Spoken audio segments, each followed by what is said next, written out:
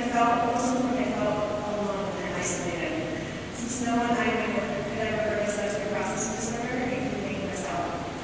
Not long after I was diagnosed, my family and I went to see Disney on Ice, Disney Adventure, and this is a program. It featured The Incredibles, which was my kid's favorite movie at the time, so they were so excited to meet The Incredibles in real life. So this is just a program from that. It was with Mickey and Minnie and Buzz Lightyear, all the other people, including The Incredibles that were at that time. So my kids were really enjoying the show until the bad guy in the movie Syndrome, the movie Incredibles, came out, and all of a sudden the whole stadium went dark, and there was a loud boom and fire everywhere, and my son Riley started shaking and screaming. Then these large doors opened up, and this huge robot came out with aliens pulling it out, and more loud noises and booms and more shaking from Riley. Then they caught Mickey and Minnie with the claws and more flashing lights, and then Syndrome, that guy, came up out of the top there to the left, and he started shooting his laser beams. That's a picture of this laser beams going on the place. So Riley, the whole time, screaming and crying and shaking. His senses were just a major sensory overload. He didn't know how to handle it, and neither did I at the time, because I didn't really understand sensory processing disorder or how to help it.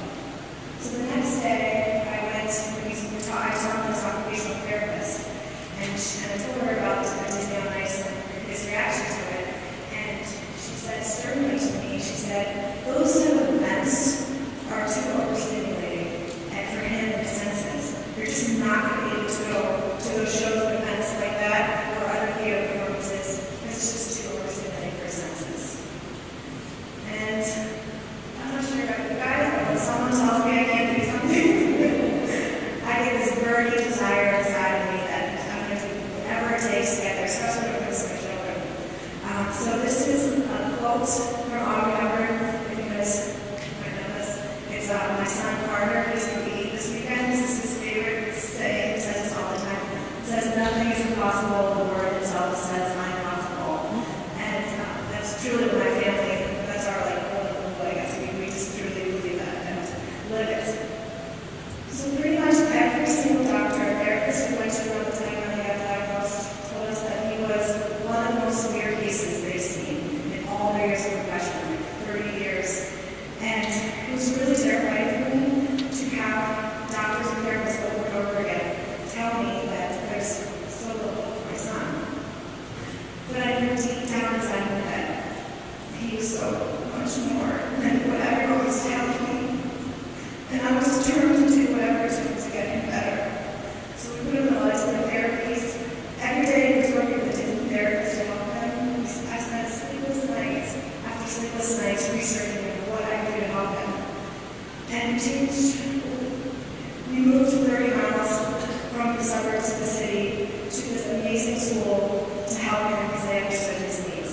We changed our whole family world to give him the support he needed so he could thrive. And I'm happy to report that the OT was definitely wrong, and after 8 years of tons of hard work, Riley has gotten better, so much better than I could have ever dreamed of. He talks so much now that my daughter says he's been up for 4 years and didn't speak. He eats calamari. His favorite food is calamari and as an Italian woman,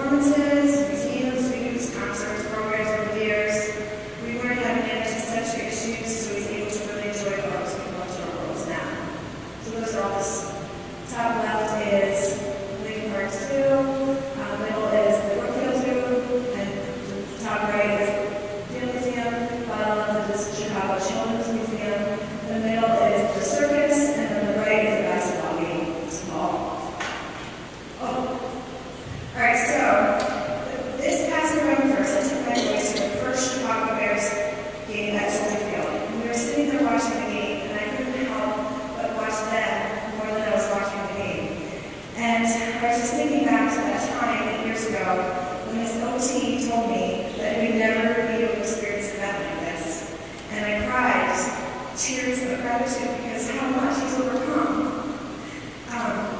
So I started that speaking parents zone 6 years ago to help families like mine that have children, teens, and adults with sensory processing disorder and autism. I felt so scared and alone after my was first diagnosed, and I didn't want anyone else to feel that way. I made a promise to myself that he got better and that I would do whatever it took. I would spend the rest of my life helping families like mine, so I'm holding true to that promise through this SPD parent zone. I've worked with thousands of families from all over the world these past 6 years, giving them hope and help and letting them know things are going to be so much better. Pretty much everyone I've spoken to has said they feel the exact same way I felt in the beginning. A big thing they say too is that they feel isolated. They can't go to these type of events, museums, zoos, performances, shows, even going to the mall or the park or school can be really overstimulating for them. And another thing they say is people don't understand them. They don't understand their children, and they don't understand their special needs, so that's a really big issue too. So the arts and cultural worlds are something that I believe that everyone should experience. And so thank you so much for being here today to learn how to open up a whole new world, yeah, the Disney thing, for these incredible families. Thank you, like mine. Thank you.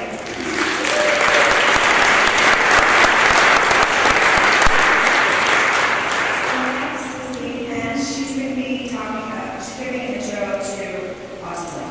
And Katie is the co-founder and CEO of Infinity. Yeah.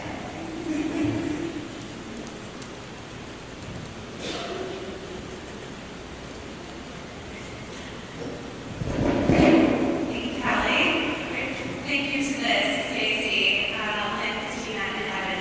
It's just amazing what you've organized and done it all on a zero budget. It's really impressive. So my name is Katie Hunch. I am co-founder of Infinity. At Infinity, we're developing mobile applications to welcome and support individuals with autism in the community. But my background, and a little more why I love it to talk here, is when I first moved to Chicago, I started out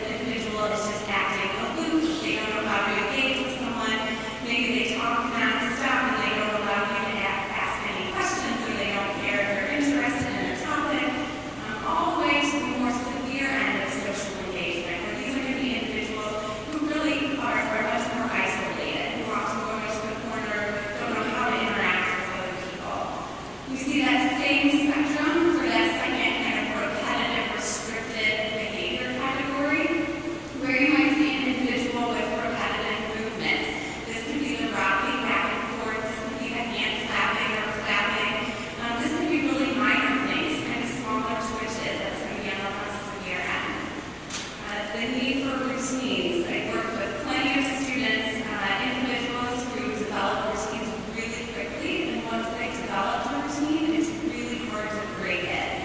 So I had a student that I was working with one time, and we were playing this game, and I accidentally dropped a piece of the game. And I looked at him and I said, uh-oh, and I picked it up and I put it back. What do you think he did when he grabbed that very next piece? He threw it on the ground, and he looked at me and he said, uh-oh. And so every piece after that, he was dropping on the ground saying, uh-oh. That's how quickly he developed that routine. And I knew that once he had developed it, it was going to be very challenging for me to try to break that routine. Then you have fixated interests. So my younger brother, one of his fixated interests was baseball when he was growing up. And he was very good at baseball stats. He could look at a player, he could tell you what number they were wearing on their jersey, he could tell you what their batting average was or their ERA was. He was obsessed with baseball. He would actually, he still has probably 250 baseball caps and growing. That's the only gift he wanted for any holiday. And what he would do was when he was watching a baseball game, he would get out all of his caps for that team. He'd have 5 or 6 for each team, and he'd set them on either side of him. And whoever was winning, that's the cap that he would pull on his head. And then you take it off as soon as they started losing and put on the other one. So baseball was very much his fixated interest. And then I think the other one that's very relevant when I think about cultural institutions is this idea of hypo or hypersensitivity. So that is when we think about an individual who is hyposensitive, but they're not getting enough sensory input. These are going to be the kiddos, the adults, who maybe really need some deep pressure. They need some deep squeezes because they're not getting enough of that sensory input there. These are the guys that maybe cup their hands over their ears. Because when I first started teaching, I used to think it was because it was too noisy for them. But actually what you find when you cup your hand over your ears is that noise reverberates around in there and it makes it louder. So they're actually looking for that sensory stimulation of the noise. On the other end, we have kiddos and adults who are hypersensitive, that there's too much happening. They can maybe hear this fan that's buzzing from the projector and that's all they can focus on.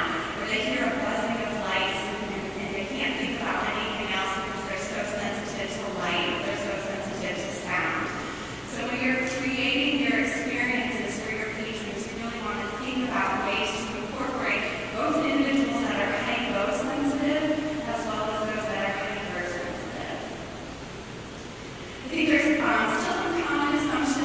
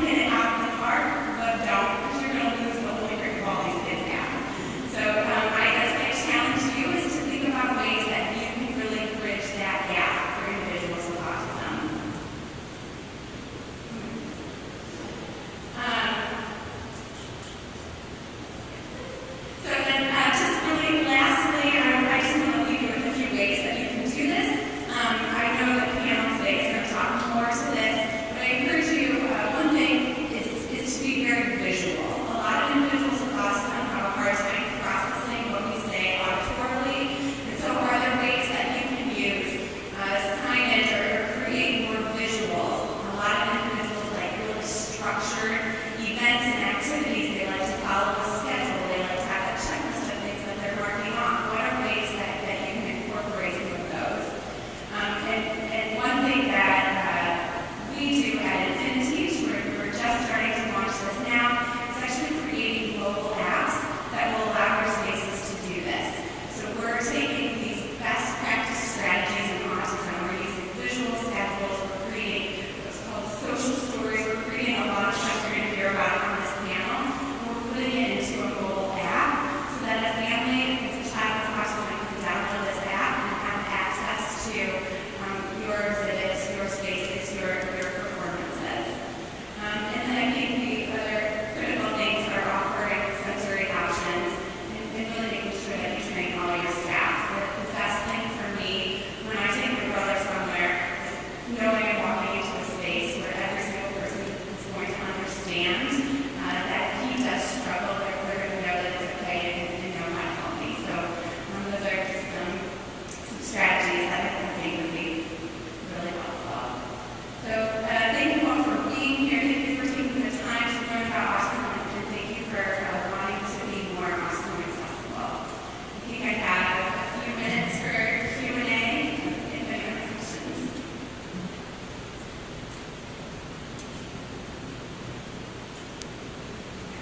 I think there's a microphone somewhere too. That.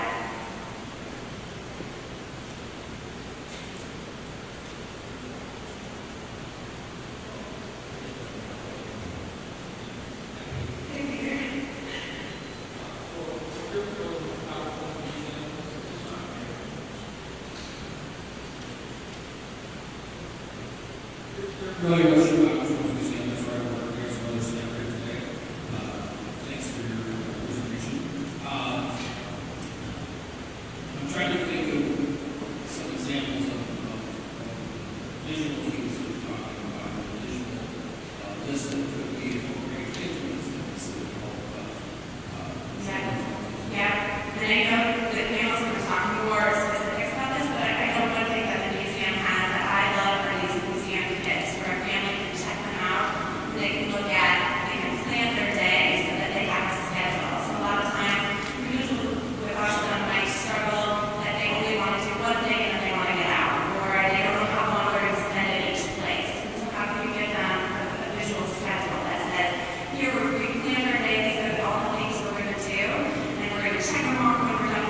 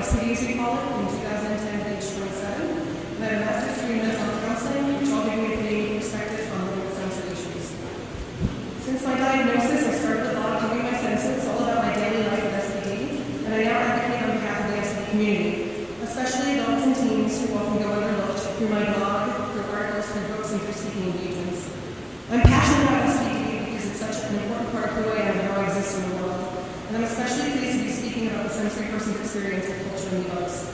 As I'm sure you agree, artistic expression and cultural engagement are meaningful for all human beings, but this is especially true for those of us who experience the world around us as well as our emotional state more intensely. Because we interpret things differently, so many people with sensory issues feel a more intimate connection with arts, music, theater, and nature. So I've been asked to introduce you first to SPD before discussing my own experiences, and I promise it won't be too intense. This is a crash course.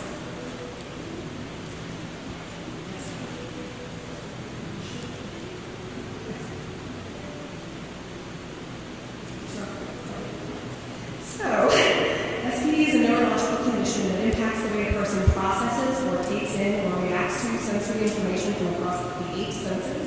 Yes, we have 8. Sight, hearing, touch, taste, smell, vestibular or balance, proprioception or the sense of where the body ends and the world begins, and interoception, which is the status of our internal organs. SPD is broken down into 3 main subtypes, and people can have more than one subtype. The first is sensory modulation disorder, which is the over-responding, under-responding, or ignoring of sensory input, which is also often called overly crave and ignore. This is the subtype that impacts me the most. Each person with this SPD subtype has their own combination of modulation issues. So, for example, I avoid sight and sound, but I crave touch. I'm a huge hugger, as some of you have already experienced. It's weird. And I ignore proprioception in the sense of where my body is located in physical space, meaning I tend to walk into just about everything, and I have no idea where my body ends and where it begins. The second subtype is sensory discrimination disorder. It deals with the issue of not understanding the basic sensory qualities of objects, places, and people. For example, I rarely, if ever, can locate the source of an unexpected sound. People with this subtype might not be able to figure out through one sense alone what they're detecting, looking through a bag by touch without actually seeing the objects. The third subtype, sensory-based motor disorder, deals with posture and the planning and executing of basic movements, like coordinating movements in order to button up clothes. Next slide. Okay. So, although SPD is diagnosed most often in childhood these days, I always like to point out that SPD isn't a, quote, childhood disorder, and it doesn't discriminate by age. Many of us, especially in previous generations, didn't learn about our SPD until adolescence or even adulthood. There's a huge community of what I like to call delayed diagnosis sensory adults like me who didn't learn that the challenges hadn't even until much later in life. Next one. Okay. Next time you see this. Okay. So I want to talk to you a little bit about the research. I love SPD research, so let me talk about it. Up until very recently, people in the sensory community suspected that SPD existed because we were having these shared experiences. A woman named Jean Ayres first described SPD in the 60s and 70s, although in the past few decades, with the rise of information on autism, sensory issues were often linked directly to spectrum disorders only. The only issue is many of us are displaying the sensory sensitivity portion of the autism diagnosis, but that was it. And so it became clear that more research needed to be done on whether or not SPD really existed and what it looked like in the brain. The SPD Foundation, who we're in the process of becoming the STAR Institute for Sensory Processing Disorder, they're our leading advocacy, research, and education organization. They set up a working group to help establish SPD as a scientifically proven standalone condition that many people have exclusively and many people also have when they add on to the autism spectrum condition. So in 2013, with a follow-up study in 2015, a research team out of the University of California, San Francisco, was able to determine that SPD did indeed have a neurological origin, meaning that SPD occurs when particular areas of the brain are wired in a certain way, different than from, quote, typically wired people. In the brains of people with SPD, the white matter, or the areas of the brain that connect the other areas of the brain, like the subway system, is less present or structurally impaired, making it sometimes impossible for the brain to process information from the senses smoothly and as quickly as necessary. So the image on the slide shows brain scans from the 2015 study. These brain slices are highlighted in particular areas, and the highlighted portions show where the brain is actually wired different in people with SPD. So you can see SPD, not just experience it. This is so novel for many of us who grew up without a diagnosis of any kind, that what we were experiencing, which felt strange, unique, and unfamiliar when described to others, is something that we can actually see. It validates it for us.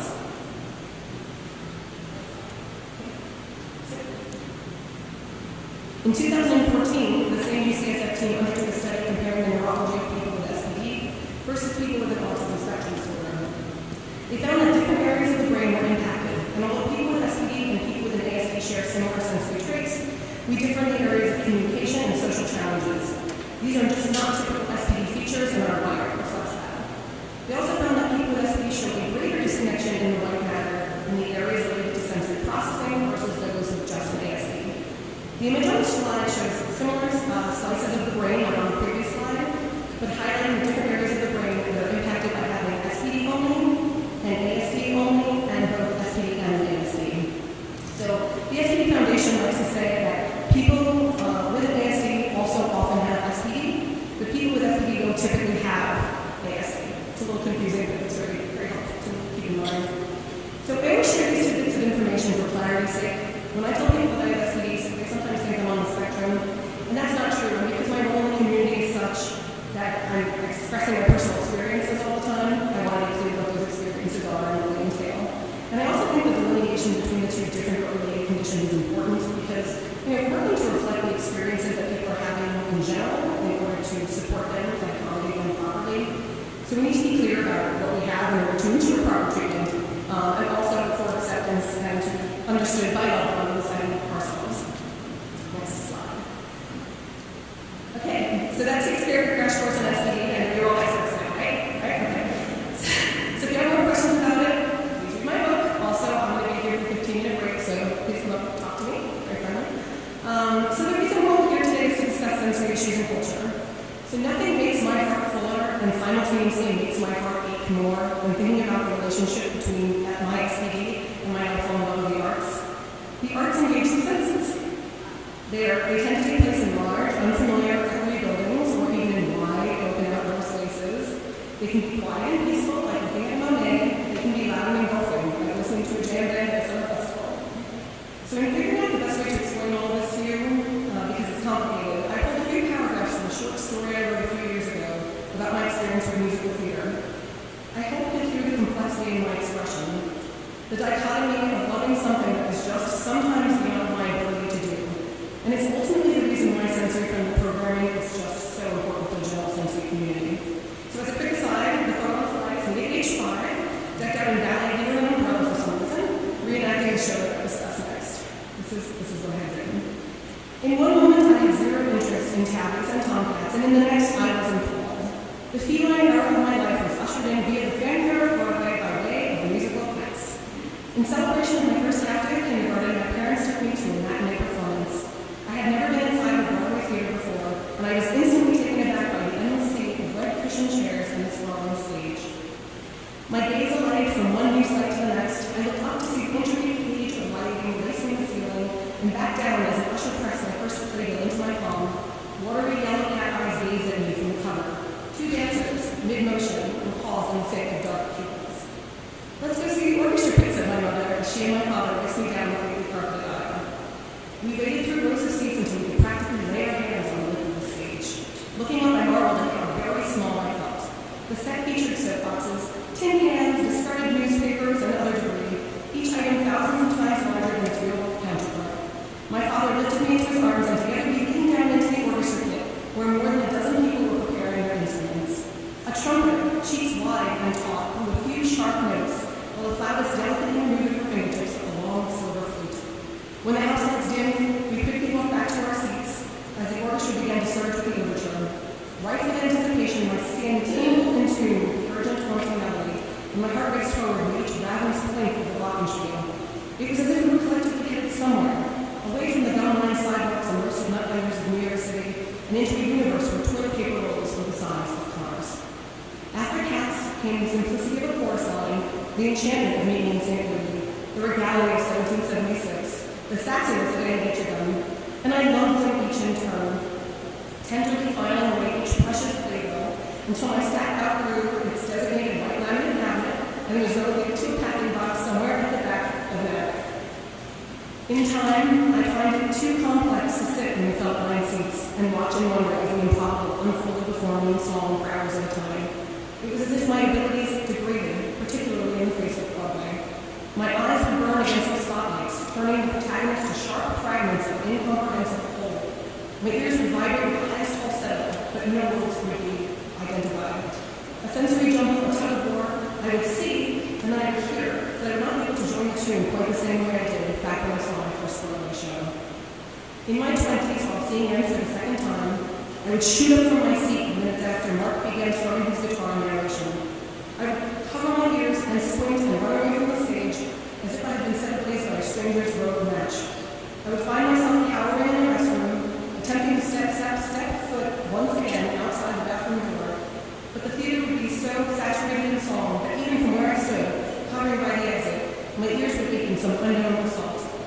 I would eventually flee from the Niederlander Theater, a refugee, no longer welcome in the land I used to call my home. This is where I cry, right? Okay. And with all of that, I still love the arts and culture, as the photos on the slide show. It's important to note that I'm the daughter of an art consultant mother and an amateur astronomer father, both theater lovers, by the way, both in the audience. So my childhood is filled with visits to the Met, MoMA, the Museum of Natural History, Science Museums, the Bronx Zoo, the New York Aquarium, and of course, as I just explained to you, Broadway. I learned to play piano at a young age. I wanted to be a ballerina for the longest time, as you've seen that drawing, and it clearly didn't happen. And to this day, I still write poetry. So if you ask me what sort of person I was, I almost always answer creative. In spite of my sensory challenges, I found ways to participate in arts and culture. My own role in my sensory life might be the whole of all of our lives, actually. It should be. If it makes you feel bad, don't do it. It's why I ultimately stopped going to the theater, although I'm so happy to know that the Theater Development Fund has been working with such dedication to help people with sensory issues experience theater, because nothing compares to the majesty of the stage, in my opinion. These days, my amazing husband Josh and I have found the best ways for us to visit cultural institutions. We go when I know I'm the freshest, earlier in the day, and we take our cars so I'm not overwhelmed by public transportation before I even step foot inside a museum or a library or zoo. I look up each place we're headed before we even leave, so I'm familiar in part with the look and layout of the venue. I'm realistic about how I'm feeling that day, how sensitive I am, and we look at the available exhibits and pick one or two that really speak to us. When I'm done, I'm usually very, very done. And he's amazingly flexible with accepting that and helping me leave if I need help. I call him my handler, something that has wonderfully taken off in the adult SPD community. Our helpers, our partners, are our handlers. And he's quick to support me if my sensory system fails and I go into a shutdown, meaning I can no longer see, hear, understand where my body is in space, or make sense of sensory input in general. You'd be amazed how helpful and hands-free this is in the middle of a visually overwhelming exhibit, and how pivotal it is to have someone next to you who can guide you out of the labyrinth and halls and aquarium of unknown space. So, SPD is an invisible condition, but if you look closely enough at the behaviors of others in your institution, you might be able to detect the underlying neurological differences in your midst. In an art and cultural setting, people who fall into that first subtype of SPD I mentioned earlier, which is sensory modulation disorder, these are the ones who typically avoid, crave, or ignore sensory input in some combination. In an avoider, you may see them fearing going to a museum, a zoo, a concert, a library, or theater, especially since sensory overload can lead to a meltdown, which is a tearful, angry episode, or a shutdown, which is more anxiety-driven. They might be most open to quieter, smaller venues and less stimulating art forms. People who crave sensory input might absolutely love things like concerts, hand-on science exhibits, the theater. You might see them wanting to touch everything or even hold the objects or participate somehow. People who ignore sensory input are the ones most likely to get injured on the premises, as they're so unaware of what's transpiring in their own bodies. They might seem uninterested or disengaged, but it doesn't mean that they're not thrilled to be there. In terms of the second SPD subtype, sensory discrimination disorder, these individuals might have issues with determining the source of music or the spoken word. They might even have the urge to touch the art, the animals, the exhibits, in order to better understand what they're seeing, hearing, and experiencing. People with the third subtype of SPD, sensory-based motor disorder, struggle with putting movements together in sequence. So they might be more willing to watch rather than participate, especially in areas of dance and hands-on exhibits. So what can you guys do as representatives of your cultural institutions to help guests with SPD?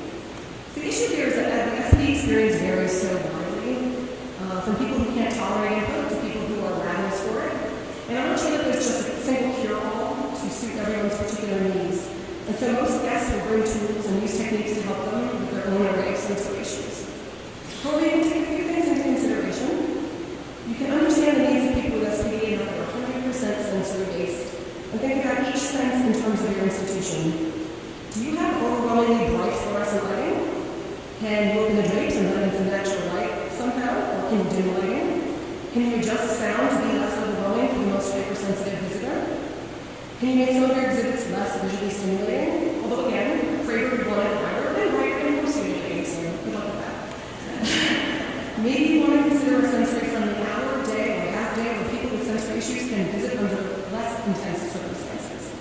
Perhaps you limit the number of visitors, play with the light or sound or visual flow to make it more soothing and a less overwhelming environment. This won't be as engaging for the most creative input, but to be honest, our current society is so stimulating that the cravers would probably prefer to visit during very busy peak hours. And so this sensory-friendly time would be more for the avoiders, like me, who struggle to get out and process without feeling awful. You might want to consider setting aside a quiet room, which they did today for me, for people who need a break from the sensory input of the cultural event. It's really nice to be able to step away and kind of take some space when you need it. I'm not sure how feasible this next one is, but I know personally that exhibits near exits feel less stressful or anxiety-provoking for people who are avoiders. So you can't really add exits to your buildings, I'm guessing, but maybe you can make better use of those sorts of spaces for exhibition purposes. Finally, I think it's important to recognize meltdowns and shutdowns. I covered this in my book. I have a few articles about them too on my website. And perhaps if your staff can be trained on what these look like, and not just in kids, but in teens and adults too, and not just in the ASD, but in the SPD as well, all of us, so that they can offer assistance or guide someone to a quieter space during one of these neurological episodes.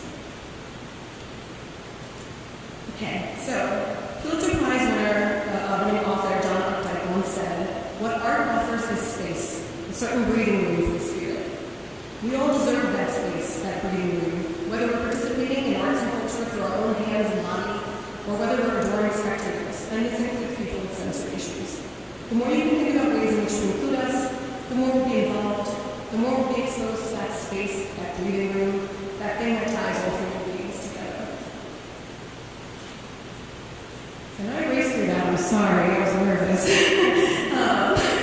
I could talk about a city for hours, so if you want to talk about it, contact me. I hope you'll look into buying my book, flyers about it, and my business cards on the table in the back. Please do find me online, www.rachel-schneider.com. All of my social media efforts, like my articles, blog, Facebook, Twitter, and Pinterest are all linked through there. And it's been a pleasure speaking with you. I'm again going to stick around for the next 15 minutes, no bathroom for me. If you want to talk to me, please come up and talk to me. Thank you to Kelly, Christina, Vin, Evan, and the entire CCAC, the whole team, for having me here today. And thanks to all of you for listening, but more importantly, for caring enough about people like me to want to make our experiences in your institutions as successful and as possible as possible. That's all I got.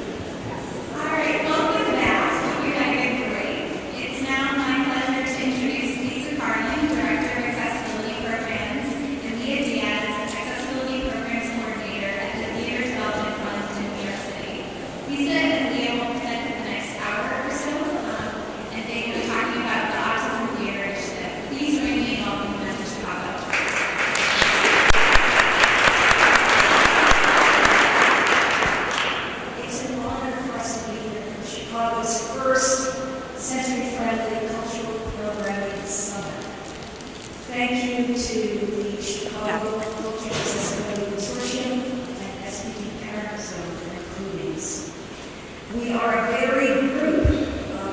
Christina asked where you all are from. However, I think we all share a common interest in helping to make more sensory-friendly programming happen. share with you our experience with the Diaz Autism Theatre Initiative. We are theater-based. We work with Broadway shows.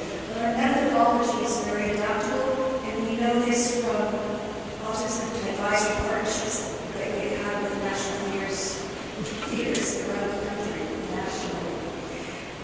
We also sense that those of you who are already involved in this type of programming will hear that this is very familiar. Our first slide reads, Purpose of ATI. And I'll tell you what it is briefly before I get into what the pictures are. Diaz Autism Theatre Initiative began in 2011 to provide families affected by autism or with other developmental cognitive disabilities or sensory sensitivities the opportunity to enjoy live theater together in a supportive and judgment-free environment.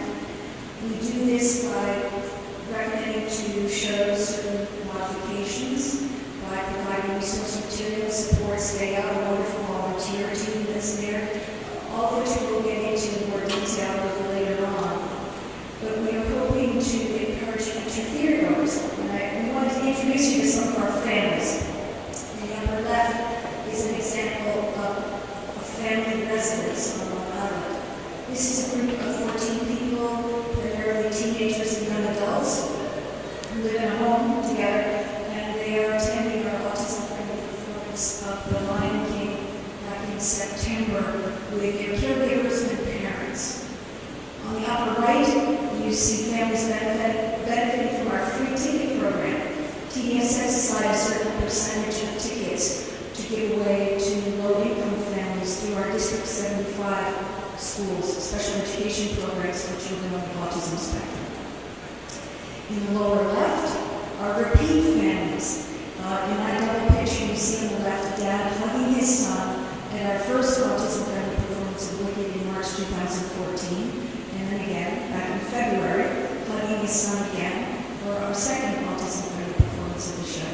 It's wonderful to see them together because they have matching colorful eyeglass frames. In the lower right, that family represents the majority of our ticket buyers. It's the whole family. You see mom, dad, his two daughters, and his son. It was cold back in March, but they are waiting in the lobby of the New Amsterdam Theater to have their tickets scanned for Aladdin.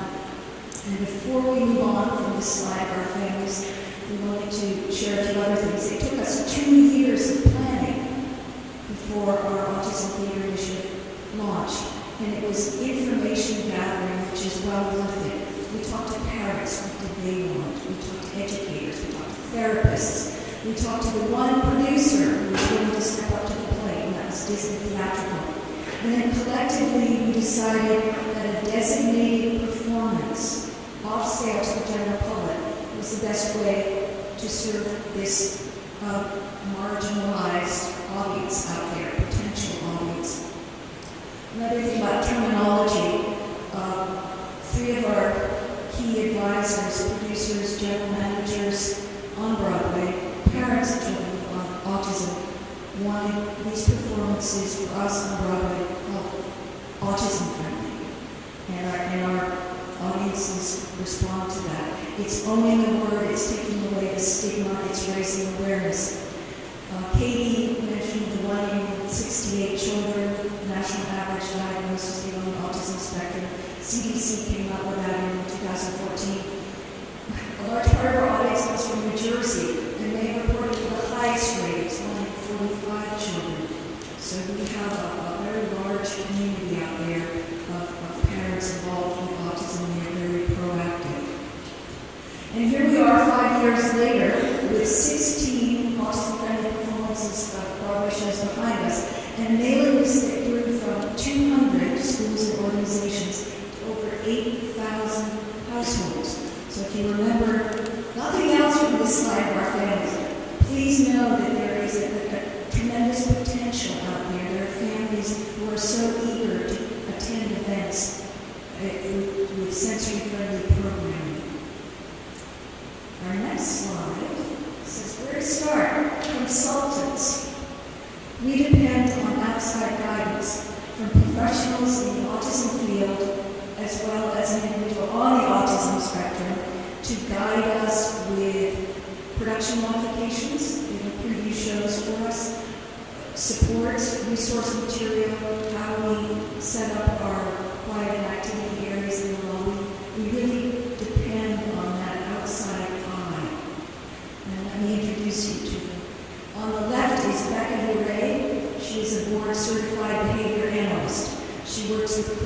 one-on-one crisis situations. Becca is there at every autism-friendly performance we do this season. She helps cover us in terms of liability.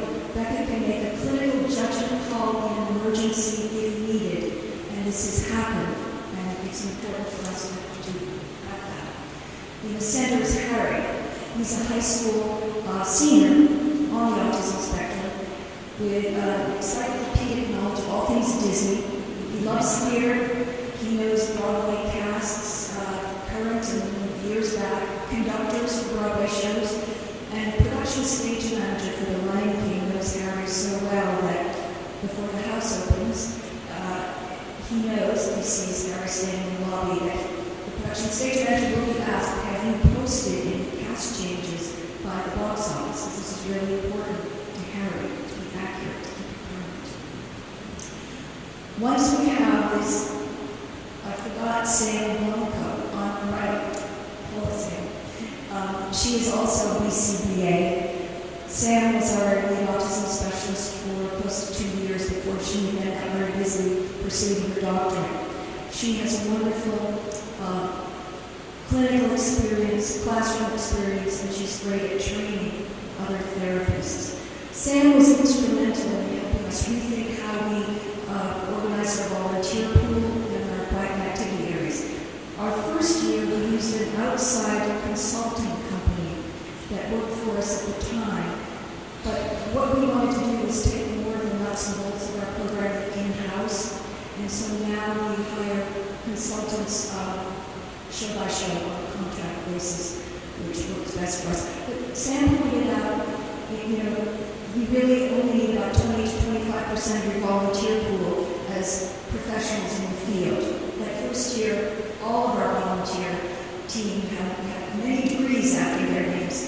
So we stick with that, 20 to 25%, the professionals, and then the rest people with hands-on experience, parents, siblings from autism families, great. And then people who are just very good with other people. Another thing Sam helped us alter was our break areas. They don't need to be entertainment centers. They don't need to be more interesting than the main event, which is a theater performance. So we really toned down what we keep in those quiet and activity areas. And we also removed the classroom-like supports, reading exercises, stress cards. Again, as Sam pointed out, this is very very teacher and child specific, what the child responds to in his or her classroom with that teacher. It's nothing that we really need to be providing in our prior activities. So with this wealth of information we get from our wonderful consulting team, we then throw our focus to our ticketing. That is the next big challenge for us. And we have an in-house ticketing system. The head of our MIS department designed it.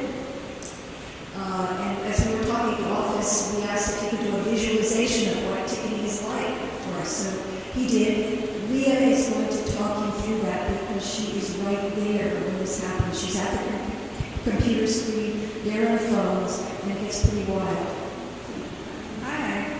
So I know this is like the mid-afternoon lull, but hopefully this next animation is super exciting. Makes everyone up. So on the left side is our blank slate. This is the New Amsterdam Theater where Aladdin currently plays on Broadway. We went on sale with this at noon on January 20th. So this is for our March 4th performance, March 6th. March 6th, it's up there on the slide. Time is flying by. And then on the right is after we've completely sold out. And we'll see a bunch of different colors, maroons, greens, blues, and that is what I'm about to take you through, this animation. It's going to happen pretty quickly, so bear with me as I speak through it. Here we go. So we start with this blank slate, and then we put in production holds.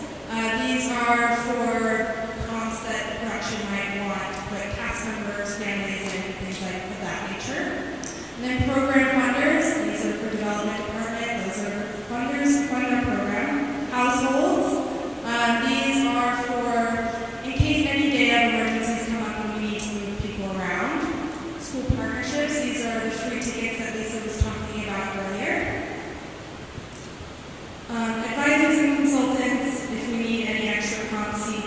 We hold that on base cases, and then we go on sale. So this is starting with 15 seconds. You'll start seeing these light orange seats. That's people who have tickets in their bucket. 15 seconds after we go on sale. 3 minutes, you'll see that things are already starting to hit, going online, sold online, which is the dark maroon. 15 minutes more. The green is our group holds that we take over the phone. So any tickets over 6, we take over the phone. You can see by 2 hours, we're nearly 75% full already. That balcony, the lower part is the hardest sell. It's pretty steep, so it goes the slowest. 6 to 12 hours, we're finally completely sold out. So it took us less than 1 day, essentially, to sell. So by the next morning, we're just really answering any voicemails that have hit our inbox, any issues we might have had. The process, fortunately, our MS team is very hands-on. So, the site gets overwhelmed, it might be slow, we're constant customer service calling. Be patient with our website. You're going to get through, we promise. Aladdin is probably our busiest. It's still the most popular. It's only in its second year, so this is only the second time we've done it. Lion King, we've done it 5 times, and it still sells out. So Disney ones are very popular. Currently, we have the King and I on sale, which is April 24th. So we're going to get back to the office next week and start planning all that again. We're like getting up, ramping up for that. And so that one was a little bit slower sell because it's not Disney, but also the content of the show is a little bit more cognitively older. So, but we still are sold out for that one as well. So we're excited for that. So my next topic is protecting against scalpers, which is a huge problem in New York. I'm sure elsewhere too, but definitely a problem in New York. So this picture is a picture of our King and I tickets. Has all the pertinent information, like where the theater is, what time the performance is. But the most important part is towards the bottom it says autism-friendly performance. This is stamped on every single ticket for that day. We get all the tickets in-house. We buy out the whole house and then resell to our members. So we have all those in our office stamped that way. So the day of the performance, no one can come to the box office with a ticket that does not have autism-friendly performance on it. That's how we know it's not real. It's a scalped ticket. Other ways that we make are the checks and balances for protecting against scalpers. So it's all pretty manual. Like I said, we have them in-house. So we resell for our program. So we've been able to make it so that no one can go in more than once with the same name, email, address, credit card. And that helps, although it's not 100% foolproof. People figure it out and they still get through. And so another way is we've tried to make any tickets over 6 call. Any big organizations we work with have to have proof of organization. So if you're buying 75 tickets, we want to know that they're actually going to those who need it. And then it's a matter of us the 4 of us in our department, sitting down and looking over every single pull sheet, every single address, making sure there aren't duplicates. We've had scalpers get through in the past, and fortunately I've caught them before our tickets are mailed out. But these are just some of the ways that we've been able to find works for us to prevent scalpers, making sure that tickets are going to those who actually need them. All right, and so then our next big step is production modifications. On the left, and I hope you can see, or am I blocking the view? Yep, you can move, I'm sure. On the left, an enormous speaker stack in the Broadway show School of Rock, blasting out sound. In the center, you see the Circle of Life, the beginning of The Lion King, with the house lights at 30% and the actors coming down the aisles and going up onto the stage. And on the right, an explosion of strobe lights in the new Broadway show On Your Feet. As I mentioned, our consultants come up with a list of modifications that we will take to a show's production and artistic teams. Next week, they're going to see School of Rock, script in hand, and they will be marking certain places in the show where they feel, slight adjustment here and there would be great. What is on this list usually is sound, capping intense moments at 90 decibels. That will certainly be true at School of Rock. Lighting, eliminating any strobe lights or flashing lights if at all possible. Cutting out any lights that pan into the audience that would be in people's eyes. Keeping the house lights at 30%, that's a good average. But obviously the intensity of the house lights is going to depend on how brightly lit the set is. Why? Because it is uncomfortable and can be scary sitting in the dark for our families. And also for safety reasons, with the lights up at 30%, parents can see easily how to get out, and our volunteer team can also see how to get in and help if needed. Another thing that happens occasionally in shows is audience interaction.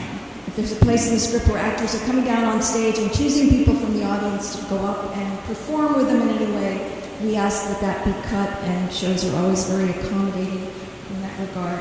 And lastly, we stress that with this list of suggested modifications, they are given in the spirit of keeping it the same great performance as always. The same performance that typical audience members are enjoying. We do not want a watered-down version of The Lion King, for example. Sometimes we're asked about how do you do this setting of cues with union houses. It's Local 1 for us, the Yahtzee Local 1 in New York. If the production stage manager, head of sound, head of lighting, they have to sit down and mark where those cues are going to be adjusted.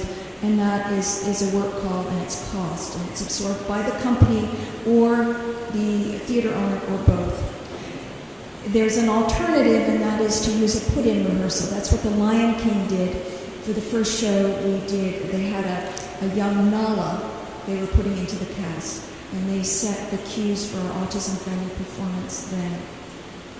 There's more to think about. We work on some wonderful resource material, and Leah is going to talk to you about that. Great. So I know a couple of our speakers before have been talking about these various different resource materials. One of our preparation resource materials is our character guide. I have some examples up here, but on the screen is our Aladdin character guide. It's double-sided. We put this up online before the performance it's a downloadable version, but we also have it printed on a 9x4 kind of cardstock thicker piece of paper so that we can pass them out at the performance. The character guide shows, in this instance with Aladdin, and similarly with The Lion King, it shows the difference between the animated version of that character and the stage version of that character. Because a lot of these patrons grow up watching these animated movies, and so they get really excited, they're about to see it on stage, and then they realize it's not exactly the same as on stage. So we try to show that and prepare them for that. Like, there's not going to be a floating blue genie, but this is how he looks on stage. There's not a parrot on stage. Iago is not walking around as a bird, but he's a human, and he has bird-like characteristics. But also there's not a Boo, the lovable monkey on stage, and there's no Raja, unfortunately. But we have these three new characters that you might not have heard of, Bad Cat, Omar, and Hassim, who are Aladdin's friends. And then we put a little, character synopsis for each one, and then at the bottom, just a short synopsis of the whole show. If they don't download this prior, then having it there on hand is really fun for the families to be like, oh, look, this is this character. Remember him in the movie? This is what he looked like in the movie. So they're really helpful tools for the day of performance. Other resource guides we offer are our social narratives, which we've spoken about before, but it's kind of a day-to-day or step-by-step of your day activities. We offer guides to performance for caregivers and parents, and if available, any links to music, download cast albums, YouTube videos of the show if they're made available. So going back to our social narratives, we have them up online and downloadable in Word, so it's an editable format. So it gives the parent or caregiver the ability to customize their story. Some people take the car, some people take the train, some people get on the boat from Staten Island Ferry. It also shows pictures of the inside of the theater that day. What do the ushers look like? We go to these theaters prior and take pictures of everything and say, so we get it as much as accurate as possible. For the day of, we even added Quincy, the bomb-sniffing dog, who now sits outside of the box office of Aladdin every performance. So they know what they're aware of. Maybe they don't like dogs, so we're going to steer clear of that. Maybe they love dogs. Quincy is very lovable. He will lay down. He will let you pet him. So just kind of a step-by-step. The parent guide or caregiver guide that we offer is more facts for the parent or caregiver to know, where the performance is, how long the performance is, any modifications we may have made, the fact that there's no photography or videography still allowed during the show, which is huge. We still have issues with it, but we try to give as much information to them as possible before they reach the performance. Another resource guide we have, which is a little bit more internal, is our cheat sheets. They're up here as well. This is a double-sided little piece of 3.5 by 4 cardstock folded in half. This is actually used for our volunteers for the day of the performance. It goes in their little name tags. Behind their name tags they wear that day. On the top, which is upside down on the screen, but it's just the logo of the show, the date, the performance, and such.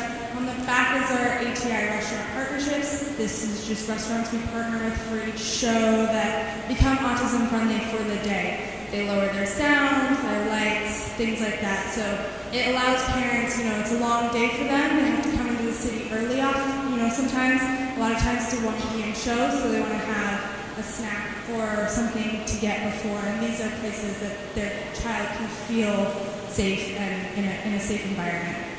And then on the inside, we just have facts for our volunteers, things that they might be asked that day. Where are the restrooms? Where's the ADA restroom? Where's the quiet and activity area? Where can I buy that really cute Jasmine stuffed animal? Where are the merchandising concession stands? Things that they can, quick access if they don't necessarily know for that day. And then we also prepare our cast and house staff before a performance. Very important. This slide reads cast and house staff training. And in the upper left, you see just that. There are 4 of us there. Left to right, Harry, our consultant on the spectrum, Philip Dahlman, our manager of accessibility programs, Liz Pegatus, who's a specialist speaking for us there. She's an occupational therapist, and me. We try to schedule our cast and house staff trainings as close to the actual performance as possible. So this was a Friday night before our Sunday matinee autism-friendly performance of Wicked, and we were there in the Gershwin Theater talking to the cast. In the lower left, you see the end of the performance on Sunday, the whole Wicked cast taking their curtain call, and they are holding up the red stress stars, the fidgets that we hand out, which some of you have on your seats. And the actress playing Glinda is blowing kisses to the audience. So hopefully our training with them worked. We know that it did. In the upper right, you see a quiet area in the Minskoff Theater for the Lion King, and that shows you the minimalism we are about right now, where the 2 boys are just taking a time out from the show, and hopefully they will re-energize and then be able to go back in and enjoy the performance. And in the lower right is a picture of a packed house, New Amsterdam Theater for Aladdin last March. And maybe you can see our volunteers there in the aisles. They have red TDF bags full of stress-relieving fidgets and earplugs. They're wearing blue t-shirts that have volunteer on the back. We allow about 30 minutes for our cast and house staff trainings, a good 10 minutes at the end for questions. We start off by having the cast and ushers hear from Harry. And he tells them what it's like for someone on the spectrum to be going to the theater and what is upsetting for him and what isn't. And that really sets the tone for these trainings. Then we have one of our specialists talking very broad terms about the nature of autism.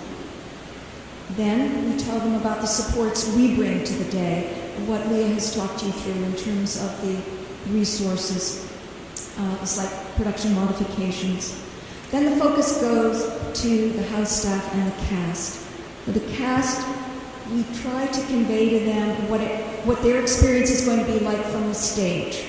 We warn them that they will hear sounds in unexpected places, and it could be clapping, it could be laughter, it could be crying, it could be talking back if an actor asks a question to another actor, someone's going to give them the answer. It could be singing.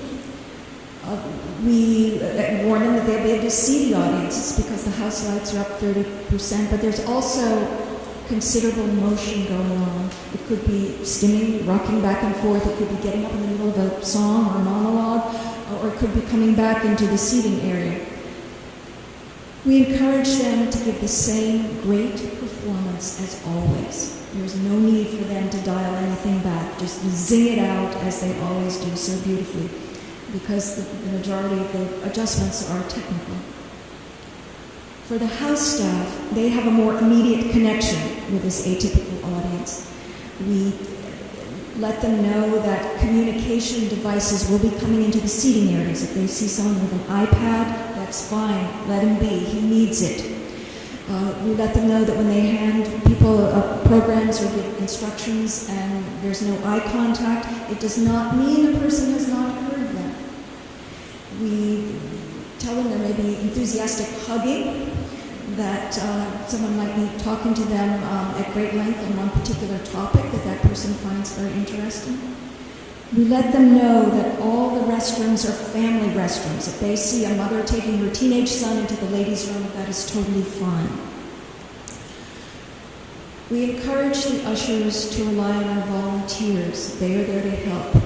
If ushers find themselves in an uncomfortable situation and the parent or caregiver is not around, such as what happened with one usher at the Minskoff Theater where she was being hugged by this very large teenager who was stroking her hair, turn to one of our volunteers. They are there to help, to distract, to intervene.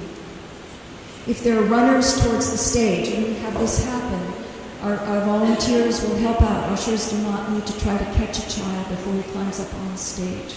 If objects are being thrown, or if an intense meltdown is happening, ushers rely on the volunteers. They are there to help you out.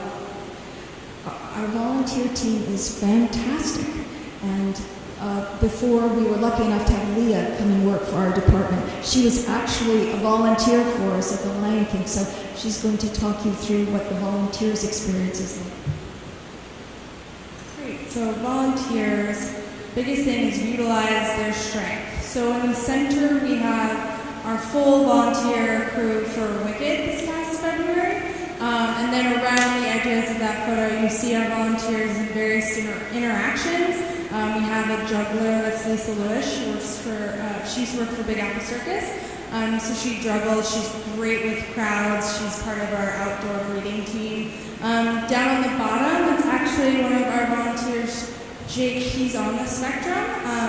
And he really wanted to volunteer with us, and so we noticed that his strength is in our quiet and activity areas. He likes working with the kids, he likes interacting with the kids when they're there.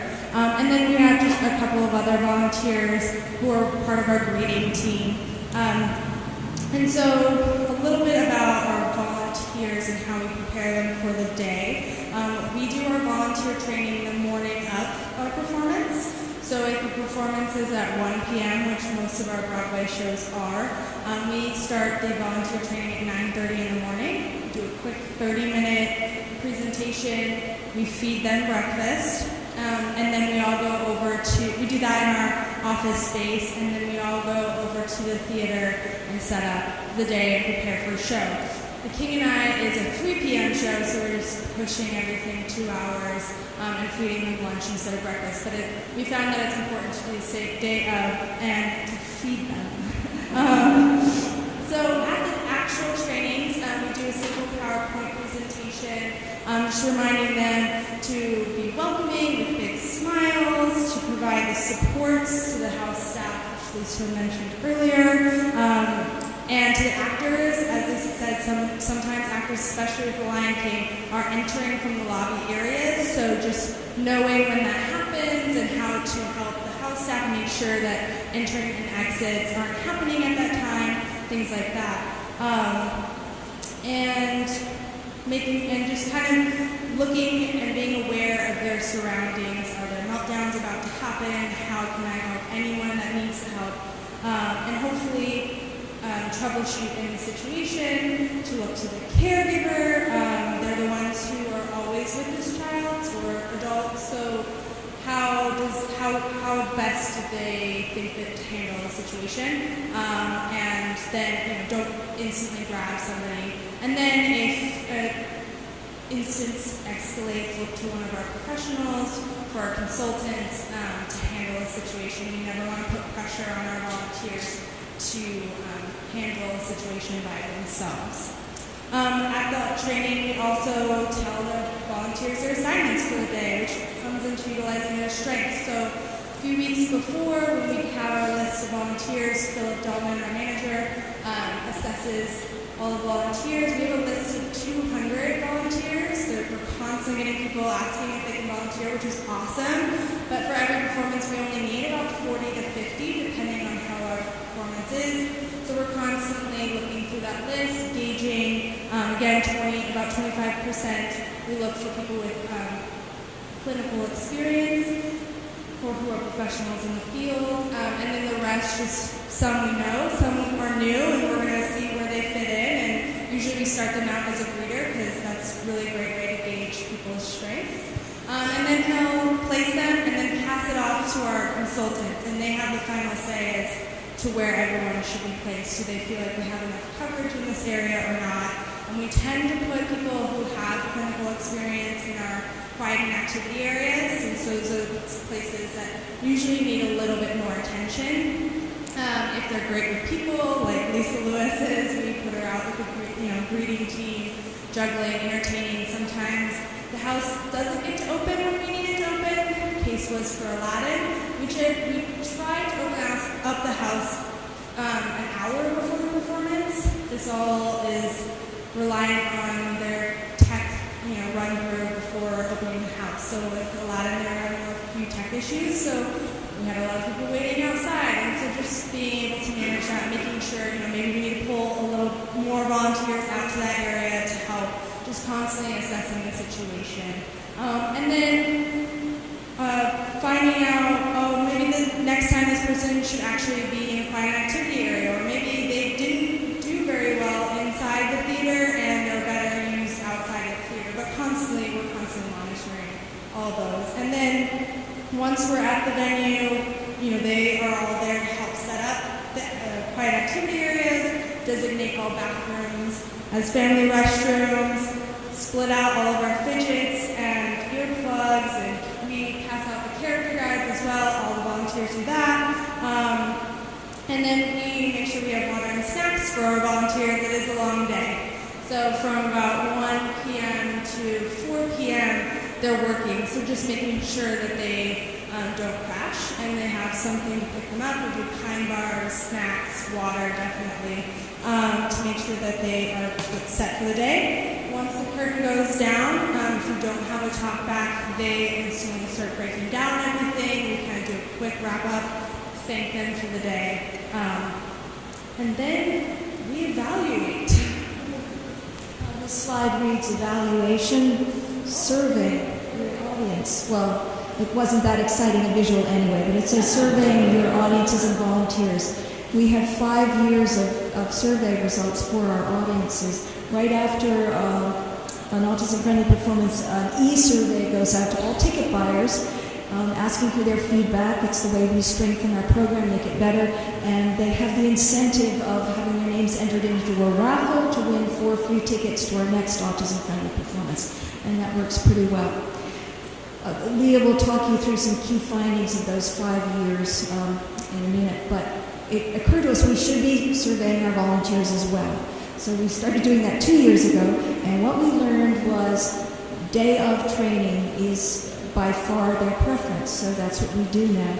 And this opens us up to some wonderful volunteers from outside the New York City area. Some of our volunteers come from as far away as Pennsylvania and Washington, D.C. Another thing we learned was the 2 or 3 volunteers on the autism spectrum whom we are using do work as long as they are paired off with a buddy system. If you remember that slide of Jake, the 21-year-old in the activity area at the Gershwin Theater, he's paired off with Marsha, who has 20 years experience as a teacher of kids on the autism spectrum. So that works beautifully, and our families enjoy it too, that inclusiveness in our volunteer pool. The last important thing we learned from our volunteer surveys was their favorite part of the training was Harry. They love hearing from him, as we do with our cast and house staff trainings. We start off with, Harry sharing his experience, which sets the tone. Now, Leah has devoted considerable time and effort to some very nice graphics, so I hope you'll give her the respect she deserves for figuring that out. All right, so this is taking a look at our, evaluating our patrons, our audience members, and how they feel. So this one is, the question they were asked is this their first Broadway show you've attended as a family? And while the graph is a negative decline, it's actually very positive information. So if you haven't noticed by now, in year 1, 81% of families had never attended a Broadway show before The Lion King, which was our first performance. Now, as of our Aladdin in March, only 21% have never attended. So hopefully that means we're doing our job, and these families are able to come back and enjoy these performances, enjoy new performances, and really the most important part, again, is being able to attend as a family, which is, sometimes we're like, well, I get to go with my daughter, but I never get to go with my whole family. Well, this is we constantly talk about the person on the spectrum, and often the siblings are forgotten about, so we constantly stress that this is a family time, they don't get that often. And don't forget about the person that's not on the spectrum, the brother and sister who might not get to enjoy these performances ever because of their sibling on the spectrum. So it's an important day for the whole entire family. Another important piece, which most of us knew already, but it's just kind of reaffirming we're doing what our audiences want, is that weekend matinees continue to be the most popular choice for timing of performances. These 2 pie chart graphs show you our first season versus our current season, just for weekend matinees versus weekend evenings. The question they were asked was which performance time would work best for you and your family. They had more options for the shows too. We had weekday matinees, weekday evenings, no preference, I don't really care. So 85% in our first season said weekend matinees work perfectly, even more, 94% now. Most other responses are no preference. But we found that these 2 times tend to be the times that Broadway wants to work with us. So out of the 2 weekend matinees, it's a long day. Evening performances tend to be difficult for families as they've already had a very long day before they've even gotten to the performance. So when possible, we actually try to ask our Wednesday matinee performances to be bumped up to 1 p.m. A lot of Broadway shows on a Sunday, they're 2 or 3 p.m. shows. It doesn't always work. He and I still wanted to keep a 3 p.m. But we try to even make the day earlier for a family, mostly to avoid the other Broadway crowds. If you've been in New York at Times Square during a Wednesday matinee or weekend matinee, but it's pretty chaotic having 40 shows going at the same time. So to prevent that, we found that bumping up the time works best for us. And then another key information is that our break areas and lobbies are actually being used less. And we see that as another positive because we hope that means families are able to, and those on the spectrum are able to stay in the performances for a longer period of time. 80% of patrons use our quiet and/or activity areas in the first year we did this. Current year, only 29%. So again, maybe the first season, they've never, 81% had never been to a Broadway show, so they didn't know what to expect. Maybe it was a little overwhelming. Now it's becoming a habit. They're coming back. They understand the routine. They know what they're getting into, and it's maybe not as stressful as a situation for them anymore. And so, while we'll never completely get rid of our quiet and activity areas, maybe we can go down to 2 instead of 4. And because we have seen as a team less utilization, but it just emphasizes in this graph that is the case. And then lastly is a pie chart that shows the increase in utilization of our visual handouts. So actually the blue on the right is our first year, and the red on the left is our current year. They're asked, did you utilize visual handouts, our character guides essentially? And we've seen an increase in usage. In our first season, 58%, in our current season, 73%. So as a nonprofit organization, many of you probably know we're always trying to look at our budget. Are our resources going to good use? Is that money going to good use? So this is important information for us because we're saying our printouts are working. And they might not have worked in the first season as well as they are now, and I think that attributes to us really pushing home with our volunteers that they're available. If patrons don't know they're available, then they're not going to ask them, they're not going to utilize them. So that's just another, and looking at those numbers, we said, well, how can we increase this number?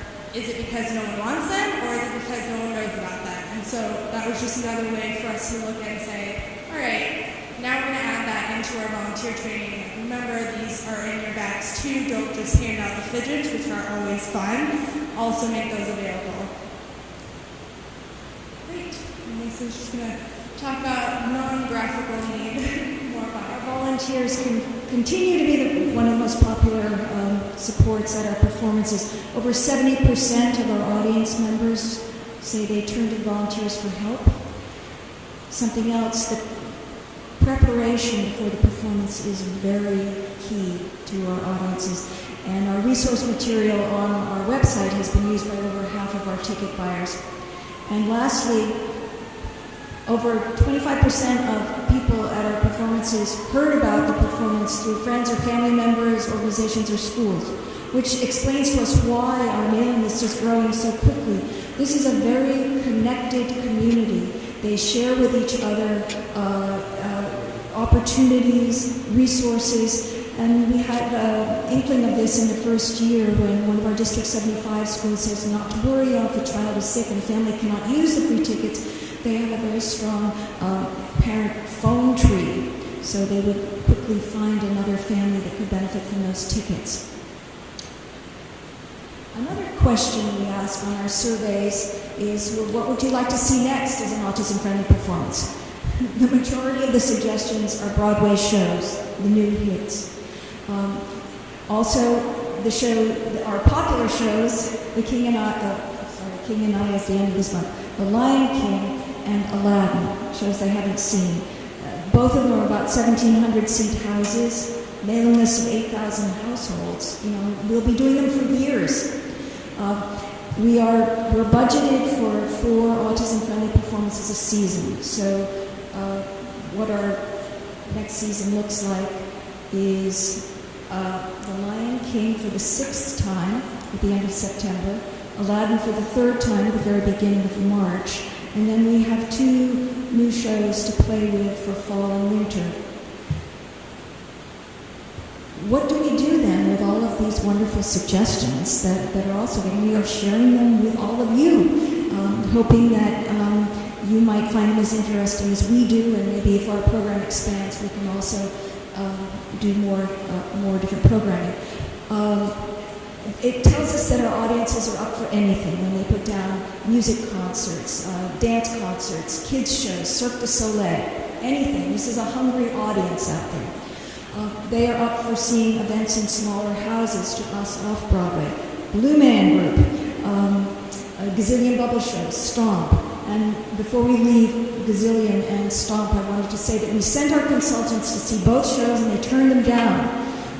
Gazillion Bubble Show is very intense, flashing lights and blaring music that is programmed together. The sound and lighting cues are so tightly locked together. If any of you are techies, you can understand the complexity here.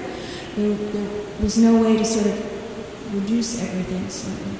And then with Stomp, the very loud drumming, if you take that away, is that taking away from the integrity of the show?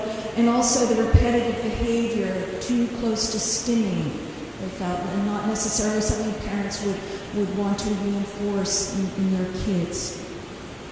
We also learned from their suggestions how out of touch this community is with what's available on Broadway. They write down shows that closed, Beauty and the Beast, Peter Pan, The Wiz, or a show that's impossible to get tickets to, Hamilton. Another thing we learned was that this community is up for seeing shows that we think we've all seen, like The Phantom of the Opera or Radio City Christmas Spectacular. These families have not. I did some surveillance work, and I know that the road tour of The Phantom of the Opera is coming to the Cadillac Palace in December. So if there's any interest there, TDF is doing an autism-friendly performance of Phantom on Broadway in November, and we would be more than happy to share the list of modifications that were done for the production of the Majestic Theater, as well as resource material. Side note there, Harry, our consultant on the spectrum, has a fear of masks. So one of our challenges is to come up with support material, video perhaps, of showing the actor as he looks, walking down the street, coming in, here I am, and I put on a mask. And, there can be very creative ways of helping kids with particular, concerns about something. Radio City Christmas Spectacular. They have not listed their winter tour yet, and I'm pretty sure they might come to Chicago. I would hope so. They have in the past, I believe. TDF has not been able to do an autism-friendly performance of the Christmas Spectacular yet because the buyout of Radio City Music Hall, 6,000 seats, is too high for us. But one of our National Autism Advisory Partnership theaters, the Hobby Center in Houston, has done an autism-friendly performance of the Christmas Spectacular. It would be a wonderful resource if any of you see that in Chicago's future. In closing, I wanted to say that the comments that parents give us on these surveys sound familiar over the years. There's always that expression of, oh, what a relief, freedom to be ourselves, and how special these events are. And if I can remember it correctly, because I thought there's a mom who wrote in on last month's survey for Aladdin, she said, and I quote, "My son appreciates that he can express emotion during the performance without being shushed, and that the sound and lights are not as harsh as at a regular performance." And then she sort of chokes and says, "There are no words." This was one of the best days ever for our family. And she ended. So, I hope we have inspired you to think about ways to see more sensory-friendly programming happening. And I hope as you are a part of that journey, you will make those the best days ever for families. So thank you. Thank you so much.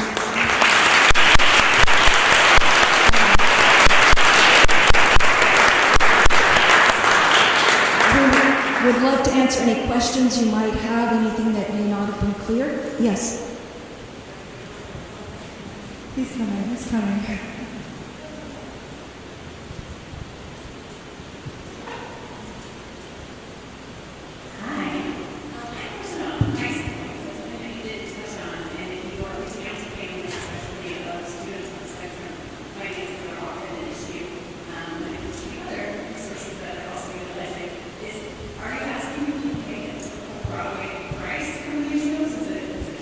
No, I may have left this out in my excitement of being here, but TDF does a buyout of the theater and then sells the tickets to the target audience we're trying to reach. And the buyout price is important to us. We try to give them a 40 to 50% break on the ticket price.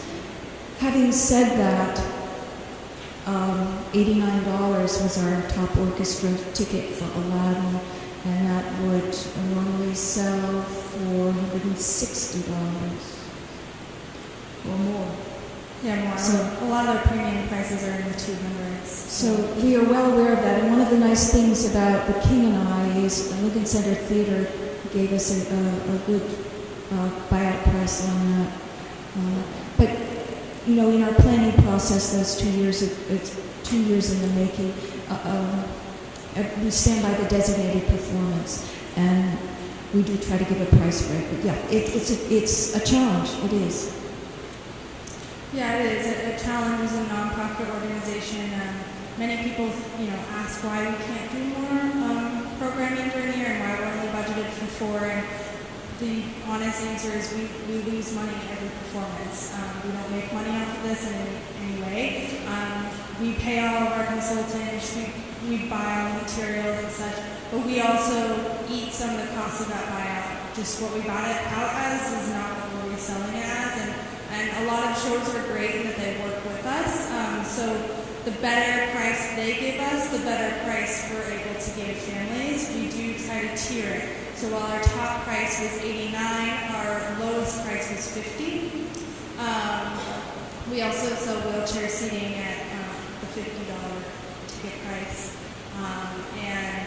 And then we also, lose that money on all of the free tickets we give. We give about on average 150 tickets of every performance that we just kind of eat costs. So Broadway's really expensive, unfortunately. It's just the truth of the matter. So hopefully with more regional, you don't have to have ticket prices that high. It's one of the nice things. I love coming to regional theaters and buying a seat because I'm like, yes, I don't have to pay $120 just to sit in the seat for 3 hours. So we definitely are very cognitive of that. And still, sometimes it's not enough. And unfortunately, it's finding that balance because we can't let the organization eat too much because then our programming is going to tank, and we don't want that. But we want to have the best price point as possible for our families as well. We lose about $20,000 to $24,000 even with the buyout and try to reduce the price. Yes. Since there's so much rural and television, we're doing to reach as many families as possible that a chance to experience things that is not obvious to see people who buy Because am I understanding people who haven't been able to see The Lion King yet or Aladdin, how do we reach out to them? Or was it families how do we... I think it's how we ensure that not just the same families are getting those tickets every single time. How do we manage a list of 8,000 people when only 1,700 seats are available? With difficulty. We were discussing this in the office. Is it fair to send out an email blast, to people who have not purchased before? We are looking at that because it's a very good question, and we want to be fair. Yeah, I think we give families a lot of notice. We're constantly having calls of when is this going on sale, when's the next performance. So we try to be as clear as possible, although sometimes we don't even know because it's really dependent on our tech team and when they can get things up. But we send email blasts out a week prior saying, save the date, this is the time, exact date that it's going to go on sale. And another issue we have is managing when the time that it goes on sale. We go on sale at noon, and while that's hard for some families, we do that because we're there in the office. Otherwise, if we went on sale at 6 p.m., we'd be working overnight, which we don't have the salaries to do that. So we try to give them as much notice so they know, if I need to take my break at noon so that I can go online and purchase tickets, I'll do that. We also very quickly, if families want more than 6 tickets, call us. Here's our number, direct line. It's not an 800 number, it's my desk. You'll get my voicemail. And any break I get, listening to those voicemails, answering them as quick as possible. We also have an email service that they can email us at autism@tdf.org with any questions, and we're constantly answering emails at the same time as answering phones. So it's hard to manage, and we do have repeat families, which is inevitable and great, but also we are serving more and more, families with 8,000 lists, and not everyone's a repeat family. We have a lot of new families every single time. So I think partially it's because they don't want to see The Lion King for the 5th time. They would rather spend their money to see Wicked or Aladdin or The King Knight. But also, it's just, we try to give those new members as much possible notice. That answers. Any other questions? So we need to get up and stretch for a minute. Yes. My name is Matt, and I'm a developer. You mentioned a couple of times the modifications may affect union rules. Are unions, I guess I would include equity, and then housing as well. Are people generally easy to work with, or is that a pretty large obstacle? It's been just fine. TDF has had a wonderful relationship with Local 1 over the 30 years of our accessibility department. And we do a letter of agreement, actually, with Local 1 that there are no additional expenses incurred by TDF, but for the autism-friendly performance, they need to be absorbed by the shows. And we have never had pushback from any show. So that is a good question. I think there's a tremendous support now in the Broadway community to be more accommodating for autism-friendly performances. In fact, we had a whole flurry of interest this year, and rambling off topic, and I shouldn't, but when a show approaches us for an autism-friendly performance, we evaluate it, we're in talks, we look at a buyout price. Will the show be running in 2017? So that's a consideration. It's also a consideration with plays. We had a wonderful time, autism-friendly performance with The Curious Incident of the Dog in the Nighttime. We would love to do more plays. But with a Broadway play, will it be running in a year? Because we plan pretty far out. So that's a challenge. Yeah, but to go back to your question, I think it helps that TDF just does a ton of stuff with Local 1. I mean, a lot of these guys, you walk into, the same electrician has been at the Phantom since it opened, which I gives you a perception of how many times we work with these people. So I think, again, it's kind of a community. They know who we are. They know what to expect. We do open caption performances with them. We do ASL interpreted performances, audio described performances. So when we walk in, they know what to expect, and everyone's pretty accommodating. And again, like a lot of you raise your hands as knowing somebody on the spectrum, they're the same. The electrician at Phantom actually knows somebody on the spectrum. And so a lot of it is very personal as well. So they're very willing to just help out when possible. Any other questions? You need to do like yoga, stay up and stretch, warm up because it's a little chilly in here. We have a great panel coming up. Is it time for that, or do we need a break? I think we're good. All right, panel.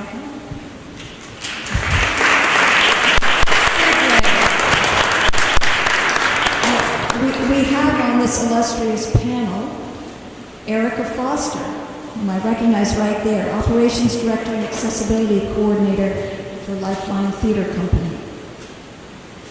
And Carrie Randall, Marketing Manager, Blue Man Group, Chicago. I have not met her, so I don't...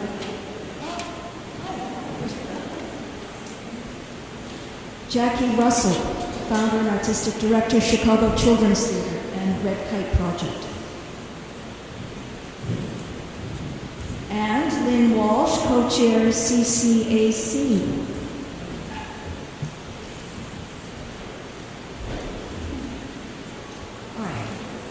This is very exciting. Shall I stay here at the podium or sit? Or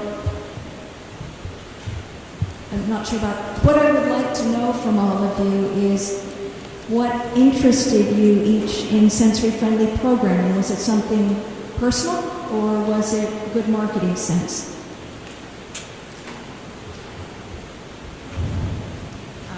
Hi, I'm Jackie Russell with Chicago Children's Theatre, and I started working with children on the Autism Spectrum almost 20 years ago in Chicago Public School, where I was a teaching artist. And it was at a time when not a lot of people had really done any work with kids on the spectrum, and I really wasn't able to identify anyone within the stable of teaching artists that we had at that time to work with that classroom. So I volunteered myself, and really just was so enamored with the children as well as with the special educators, and really saw this incredible possibility of special education and theater coming together, and what we could do as a team to approach a lot of communication challenges that these kids were having. And so that kind of piqued my interest, and then I, about a decade later, started a Chicago Children's Theatre, and then learned about creating multi-sensory interactive shows just specifically for kids on the spectrum. So these kids have really been part of my life for a long time, and it's been a terrific journey, so that's how I got here today. Thanks.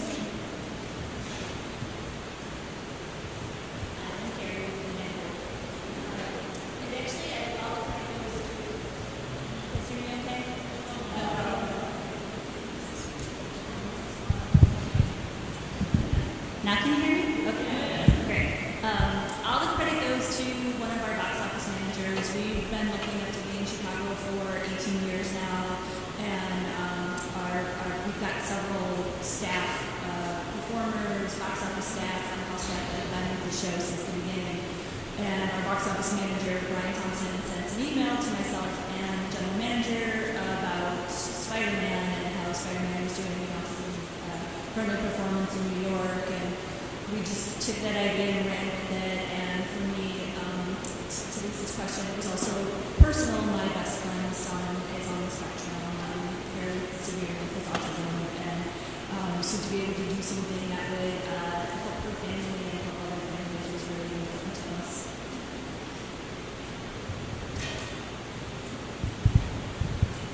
So we started at Lifeline Theater. We started our journey in increasing accessibility for our shows about a year and a half ago, and I was able to go to the LEAD conference, which is the Leadership Exchange of Arts and Disabilities. I actually saw Lisa's snapshot session, so it was like this 10-minute thing. It was very quick, but she talked about how families don't often get to go to the theater as a family, and that just really, I was like, oh, it hit me, you know, and I was thinking of our children's programming and all these wonderful families that get to experience it, and I just was like, well, we have to do this, we just have to, because, you know, I think our programming is pretty amazing, and I think everyone should get to experience it, and to have to leave half your family unit at home, and the other half gets sick from experience it, and siblings don't get to come out together, it's just heartbreaking, and so that's one of the reasons that we decided to start doing this programming. I'm going to take a minute to ask Lynn her involvement in sensory-friendly programming, because that's interesting too.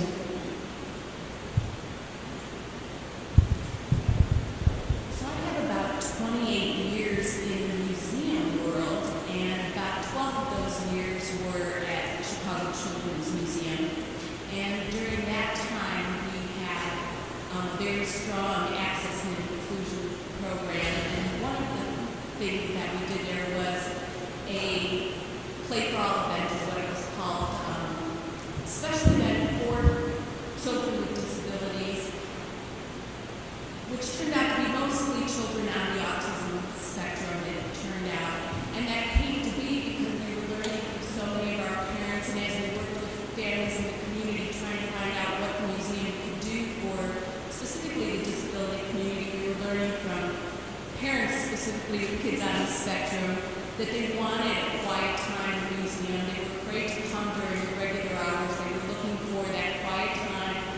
when they wouldn't be judged, when their kids could be with kids similar to themselves, when they could have quieter time, similar to when you go to a theater or museum can be very overwhelming.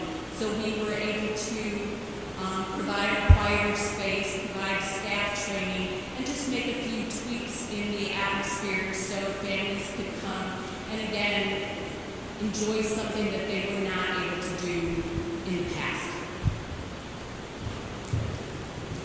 Can you share on a particular unexpected challenge that you had with this journey and how you solved it? Sure. So it was really important to hire consultants because I do not, my field is theater. You know, I was taught how to fry like bacon in college. I have no idea how to, you know, I'm not prepared for this audience. And so I went a little too extreme, and I was Googling and cold calling people, and then you know, there's that stat that we've said 168 children, and so I was like, what about my own neighborhood? And I look at my own neighborhood for a consultant, and there's a group, an organization called CCAC, whose mission is to,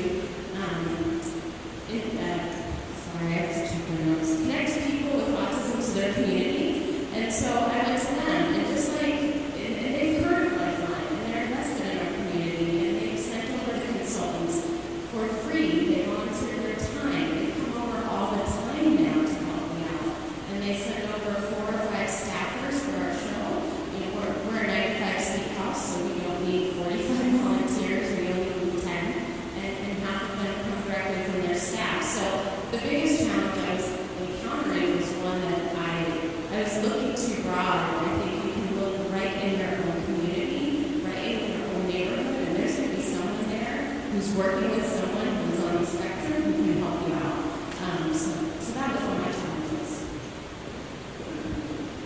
I think our next challenge at first was we had some folks come and do training with both our performers and our front house staff, and it quickly spun into a worst case scenario situation. So we startled our front house staff a little bit, but once we had that first performance, everyone was in 70s, and now it's everyone's favorite day of the year to work. But yeah, I think we startled people unintentionally. We had actually a mom and her son is 16 years old, and he's 250 pounds, and he's not verbal, and she started to talk about him and how he can react to things, and the staff were like, ooh, are we prepared for this? And but quickly realized that we have folks with autism in our audience all the time, and this was just a little bit of a different day, but not by much, and it worked out very, very well. I would say that the biggest challenge initially was really in educating the parents and the caregivers and really getting them to understand that this was a welcoming environment for them.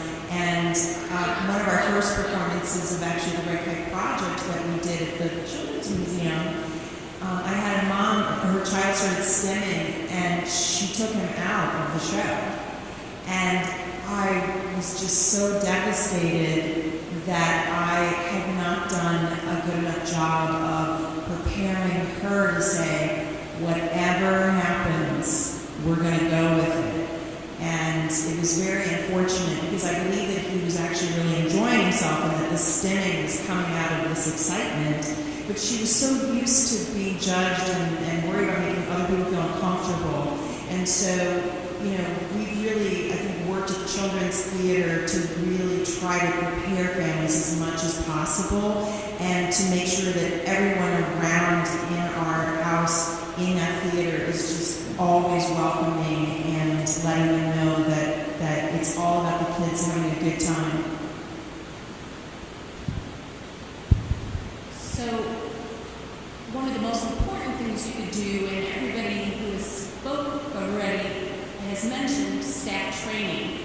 One of the worst things you could do is not maintain that staff training.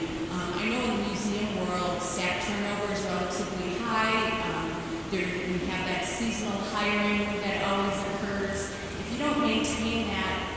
staff training, all of those wonderful resources that you offer probably are going to sit there and go to waste because that staff isn't going to be aware of the social narratives you offer or any of those other accommodations that your museum is offering to your visitors with SPD or Autism Spectrum. So I would say that could be your worst case scenario, having all these resources and not maintaining that staff training.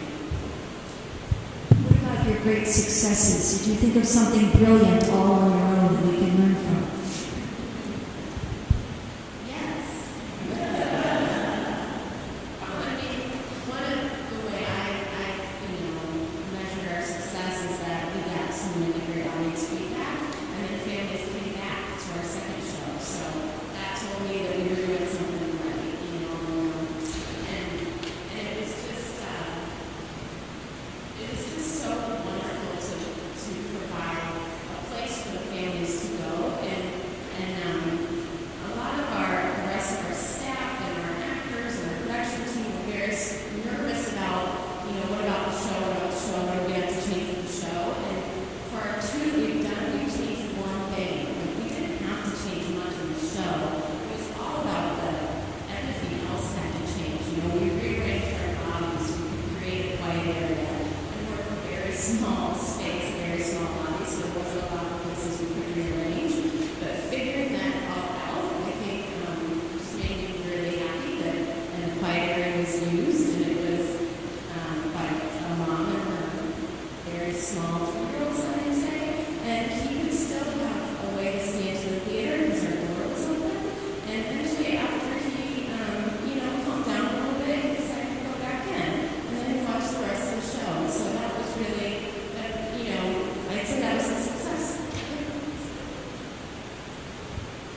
I think one of my favorite stories, and I usually can't tell the story without taking back the chair, so I'm trying not to this time. We had families come from as far as Iowa and Detroit, Michigan to the show. The family from Iowa in particular, they're amazing people. Their children are young adults now, and the parents are huge Blumen fans. They've seen the show, the parents have seen the show 20 times between a tour in Chicago and Las Vegas, and they had never been able to share that with their children before, and their children can't stay in a hotel, so they drive 4 hours, come to the show, drive 4 hours home, and they're just the most wonderful people. We've done it twice now. We're having our third performance this October.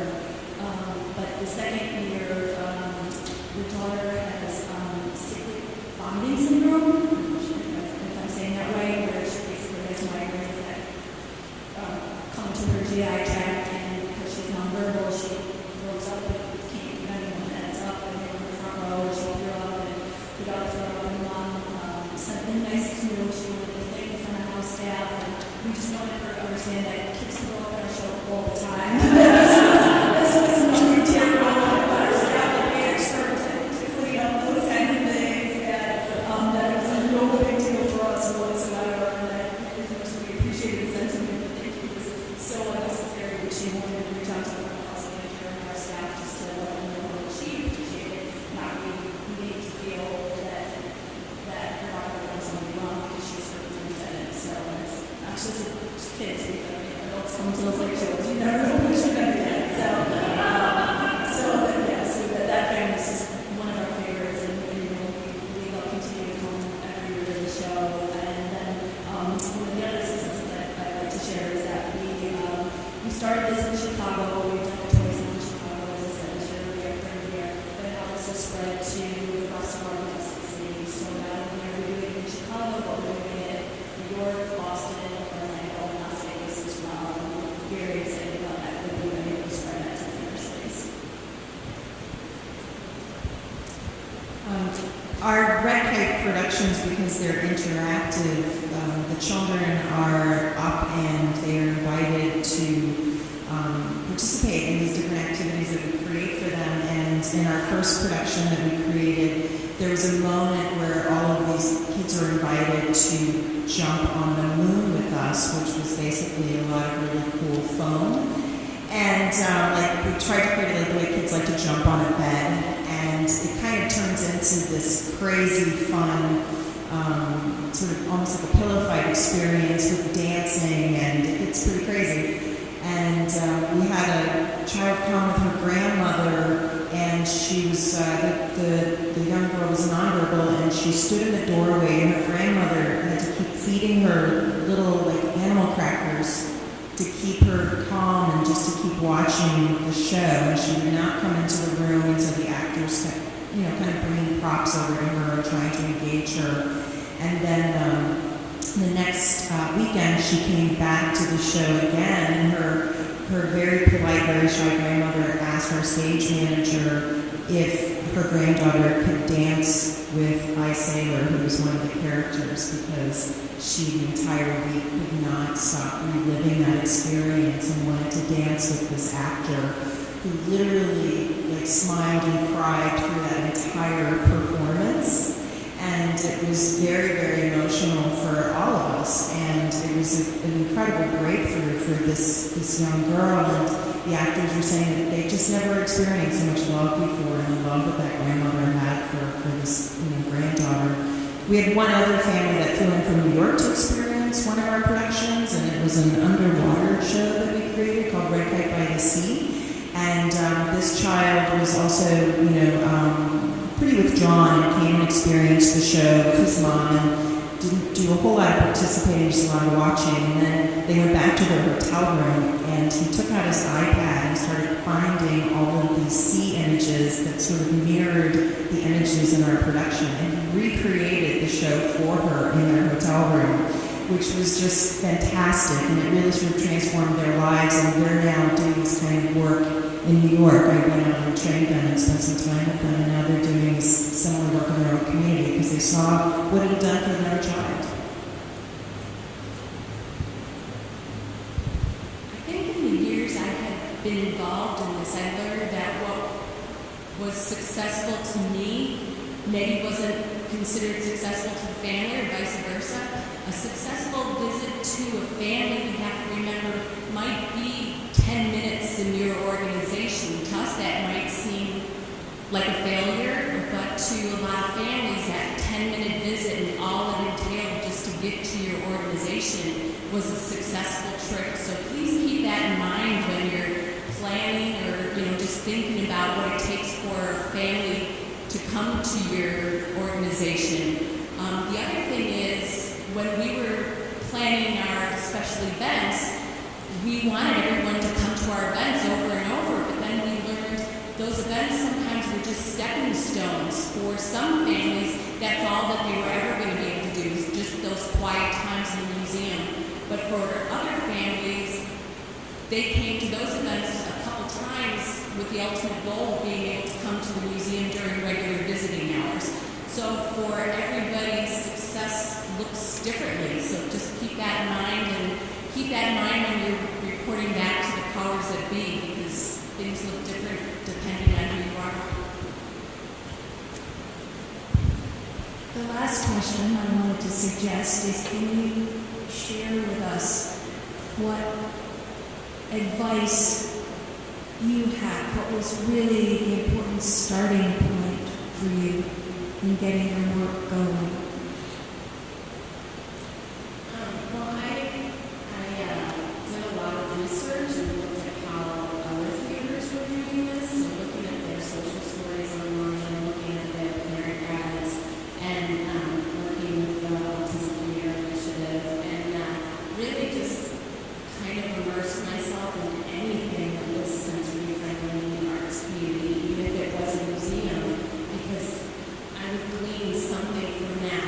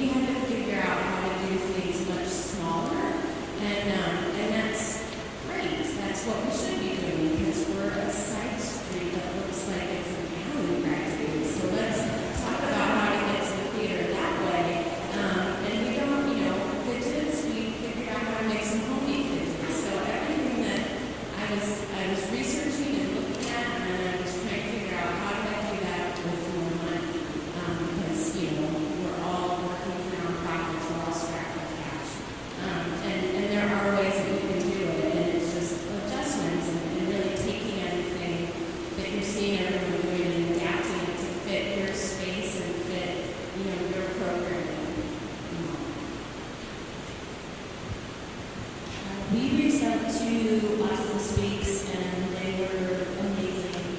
They brought in experts in their field, whether they were OT, speech therapists, different folks. They had a panel of 5 people come and see the show. They made the suggestions as to what we needed to do to change activities. We were shocked at how little they actually wanted to change the show. It was some very small adjustments that we needed to make. They bring volunteers on the day. They came out and did staff training. So they've been a wonderful resource for us. And now, as I mentioned earlier, spreading to our other cities as well. So I think it's just finding that resource that's a good fit for you, your organization, and pairing up with those folks. I would say don't be afraid to start small. And a lot of the things that we've done at the Children's Theatre, we started just with an elementary school in one classroom. So it's really not so overwhelming to your staff. And, if you go and spend a little bit of time in that classroom and get to know those kids, just some of that familiarity for yourself and for them can go a long way. And then take the time to get some feedback from the educators, because they really are experts and they can give you some really good feedback before you invite a larger audience. So you can start really small and be very successful and give you confidence to do more. And I would say it's really important to reach out to the autism community, SPD community, and find out what they need from you, what they'd like from your organization, what you can do to make them more comfortable in your organization, how they would feel more welcome, and just what they can do and how they can help you. I found it really, I guess I was surprised when I shouldn't have been, but when we started reaching out and I started asking, can you help us do this? No one said no. People were more than willing to help because they did want to come and take advantage of what you were offering. So don't be afraid to ask. And don't assume what they need. Ask them what they want from you. May I open up questions to all of you? Yes. No?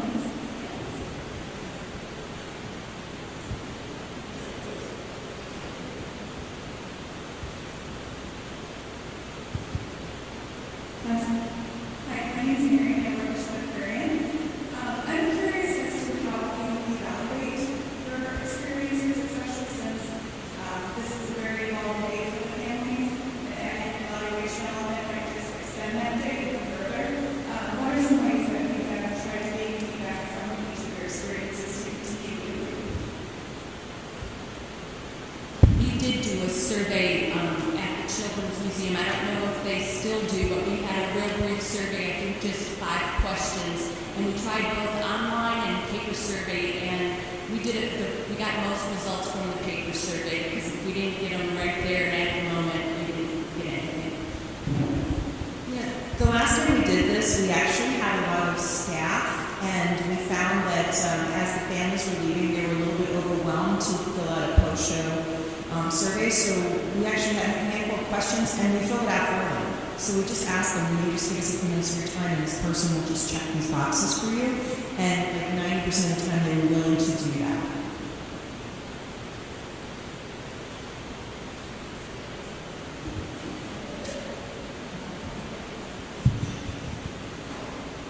We do the same. We do a post-show survey for actually everyone who comes to our show, and that gets sent out to them afterwards. So we get a lot of feedback that way. And then before the show, I personally emailed the social story to the families. So a lot of families would just reach out to me directly, because then they have my email address and tell us how it went, what we could have done better. The family that I mentioned from Iowa knew the second time around that they wanted to come almost right before curtain, because standing in the lobby was a little bit too much for their children, and my children and adults, but so standing around in the crowded lobby was a little bit too much for them. So things like that helped us to, if we can, open the house a little earlier. Of course, that gets affected by sound check and what the actors need.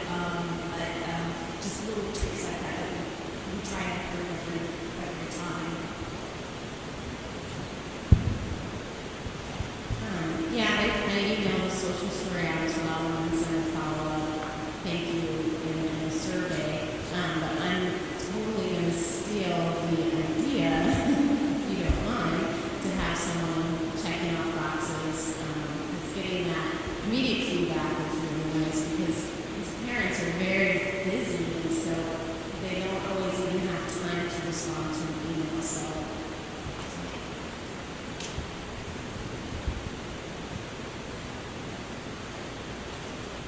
Hi, I'm Ms. Rachel Peterson from the Military Arts Center in Denver. And I just want to say from your friends in Denver who are working on the Sensory Friendly work, we're so excited. I'm personally excited to hear everything that Denver and Chicago is doing. And after our summit last year, our symphony and our art museum, our nature and science music, everybody, who were in progress, were starting to say, how do we do these programs? So just as a comment, I encourage everyone here to begin talking to each other and finding out how you can learn from each other. The question for the panel is, do you, at your performances, have information available about all of the other sensory friendly opportunities within the community?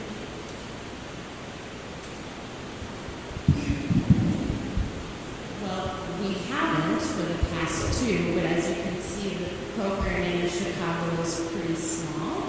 And so as soon as everyone gets on board with us, I am happy to put out all of those flyers and all that information because getting the word out, we're relying on word of mouth. And so the more cross-promotional stuff we can all do together, the better.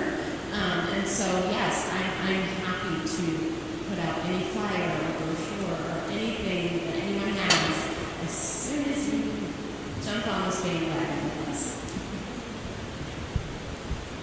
Yeah, up until now we haven't done that, but it's a great idea and we will start doing that. So thanks so much for the idea. We do a summer camp for children on the spectrum, and so a lot of what we do when we have families come is to really encourage them to consider putting their kids in an art camp. And so that's pretty much the work we're doing right now, but we would love to share anything with families that we reach, so pass it on. And it seems like we almost planted someone in the audience, but it's the perfect time to mention that Chicago Cultural Accessibility Consortium now has an accessible calendar. So please, all of you who are going to be having these sensory-friendly programs out there, there's information on the resource table about how to enter your sensory-friendly and just accessible programs in general on that calendar. And then you can make that calendar, the information available at all of your cultural organizations so all of the patrons know what's going on in Chicago.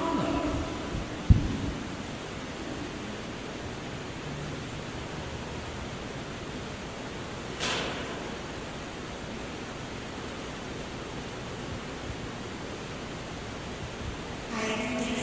I'm past educator for 12 years and then also a parent and a child with SPO. So you mentioned that you do summer camps for children on the spectrum, but as a parent, I find it really hard to find summer camps programs for my child who is very cognitively functional, active, very intelligent, really struggles to do work, he struggles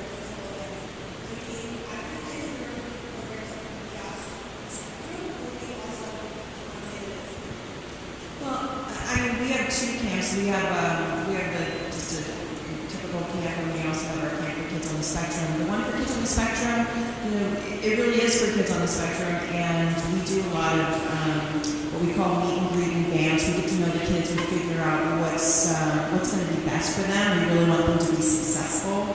And there are oftentimes kids who maybe aren't going to do as well in an inclusive camp setting because they're going to get left out a lot, and that doesn't happen in our camp. We do have so many people that work in our other camp, though, that have worked so much with this population that when we do think that a child is ready to go into that other camp, and we think that's where they belong, we do give them additional attention and try and use some of the techniques that we use to help alleviate anxiety and to increase their socialization and to work with the parents. So, we'd be happy to talk to you. We actually have some people here that work on that camp, so there's the ads. I was going to advertise this for let people in my community know about programs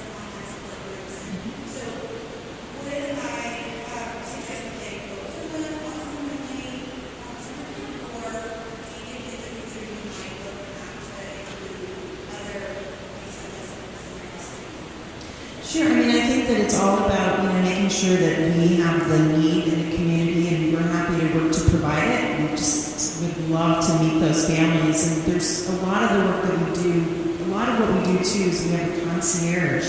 It's another thing that we like to do is talk to the families before they come so that people are super prepared. And it's that way for our performances and it's that way for our camp. So we'd be happy to talk to families individually so we can talk afterwards.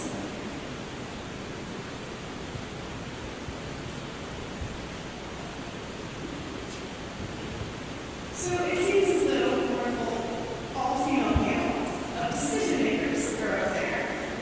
What about some more non-decision makers who are maybe poking the bear and saying, hey, we should do this, we're not behind the times. Hey, let's do this, everyone else is doing it, it'll be fun. Can you give us any tools or tips to sway our management that not only is it an awesome thing to do, but it's sort of the right thing to do to be able to make everything that you do accessible in some way?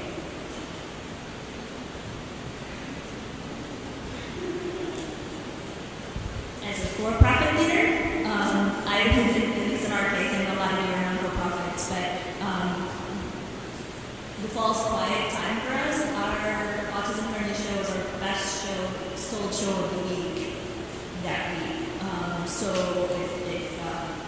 if a monetary incentive works for our management, and that's is an easy sell for us that way. We're just saying that we've got this community that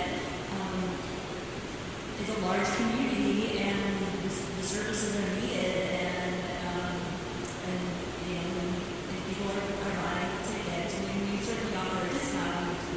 Our Autism Theatre show is $49, where the loan tickets are $69.99, and we're happy to do that. But that was an easy sell, I think, to our corporate office, just to know that this is an on-time resource. It's a great audience.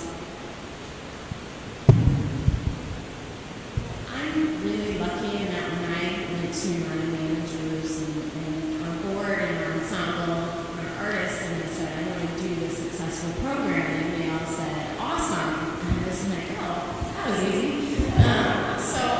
It kind of boggles my mind when I hear these other stories of people who have to fight tooth and nail to get some of this programming done. But I think if it is a monetary thing, I think there are ways to make all of this programming less expensive, and so that you can keep those cheaper tickets and do those discounted tickets. And we also have a policy that if the family's that's not a good day to come to the theater, we do full refunds, because that's, these families are spending a lot of money on therapies and things like that, and so I'm happy to refund the money. So I guess, if it is a monetary thing, you can figure out how to do it without a ton of money. It might help to find an advocate in your organization, that maybe a board member or somebody who has a family member with autism who might help sort of get behind that idea. And it's a lot easier to go to people in charge with an idea and an idea for how to maybe fund a pilot or something, if there's a way to get some interest and support that way. And sometimes you just have to do some things without them knowing. Many of us in this room have done that, and then after it's done and it's successful, then you tell them.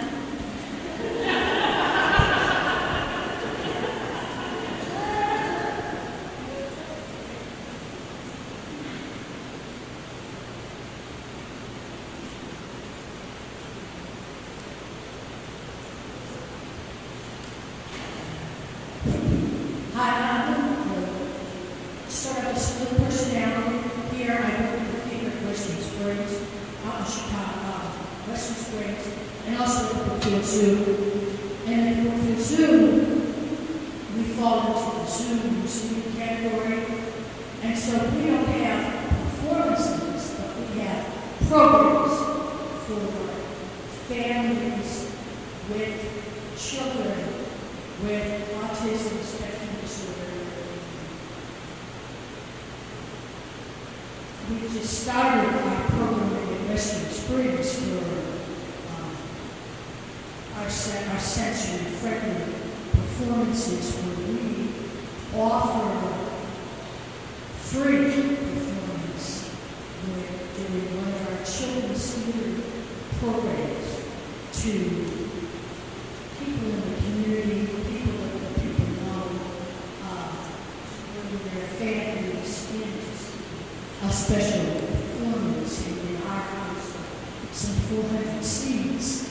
It can be a little daunting to people when they walk in the first time in the house. So we're just starting to be into that whole area, and a lot of the areas that I've heard today, try to incorporate there and at Zoom, work with organizations to bring in children with special needs in this area.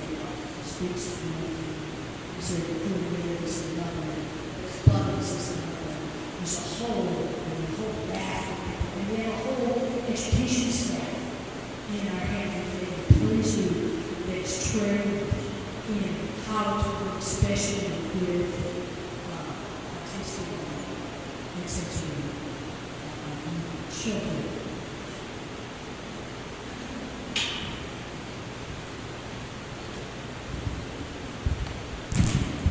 You have been a fantastic panel. Thank you, Lynn, Jackie, Carrie, and Erica. Chicago rocks. I'm so happy to hear this.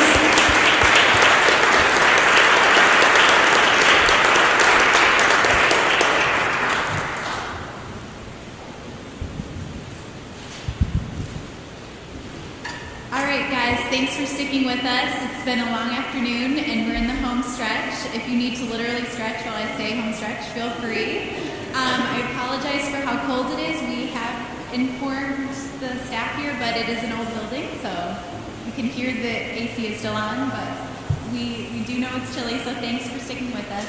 We've heard so many fantastic perspectives today. I've learned a lot. I hope you have too. We want to help you take the next step now to apply what we have heard today to your organizations.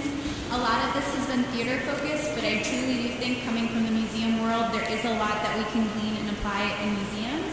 So we'd like to split up into disciplines a little bit so that we can talk further about theater stuff or about museum stuff, depending upon where we're coming from. We have about 30 minutes set aside for breaking into small groups. So if you're from a theater or a performance venue, please gather to my left, your right. We will have two different theater facilitators, Jason Harrington and Mike Shaw, who will divide you up into smaller groups. You can go over to the left. And if you are a non-theater, like a museum, zoo, aquarium, please go to my right. And we have Anna Costner and Chris Nesbitt, who will split you up into smaller groups. If you don't fit into any category of those two categories, you can pick if you would like to talk to theater or if you would like to talk to museum.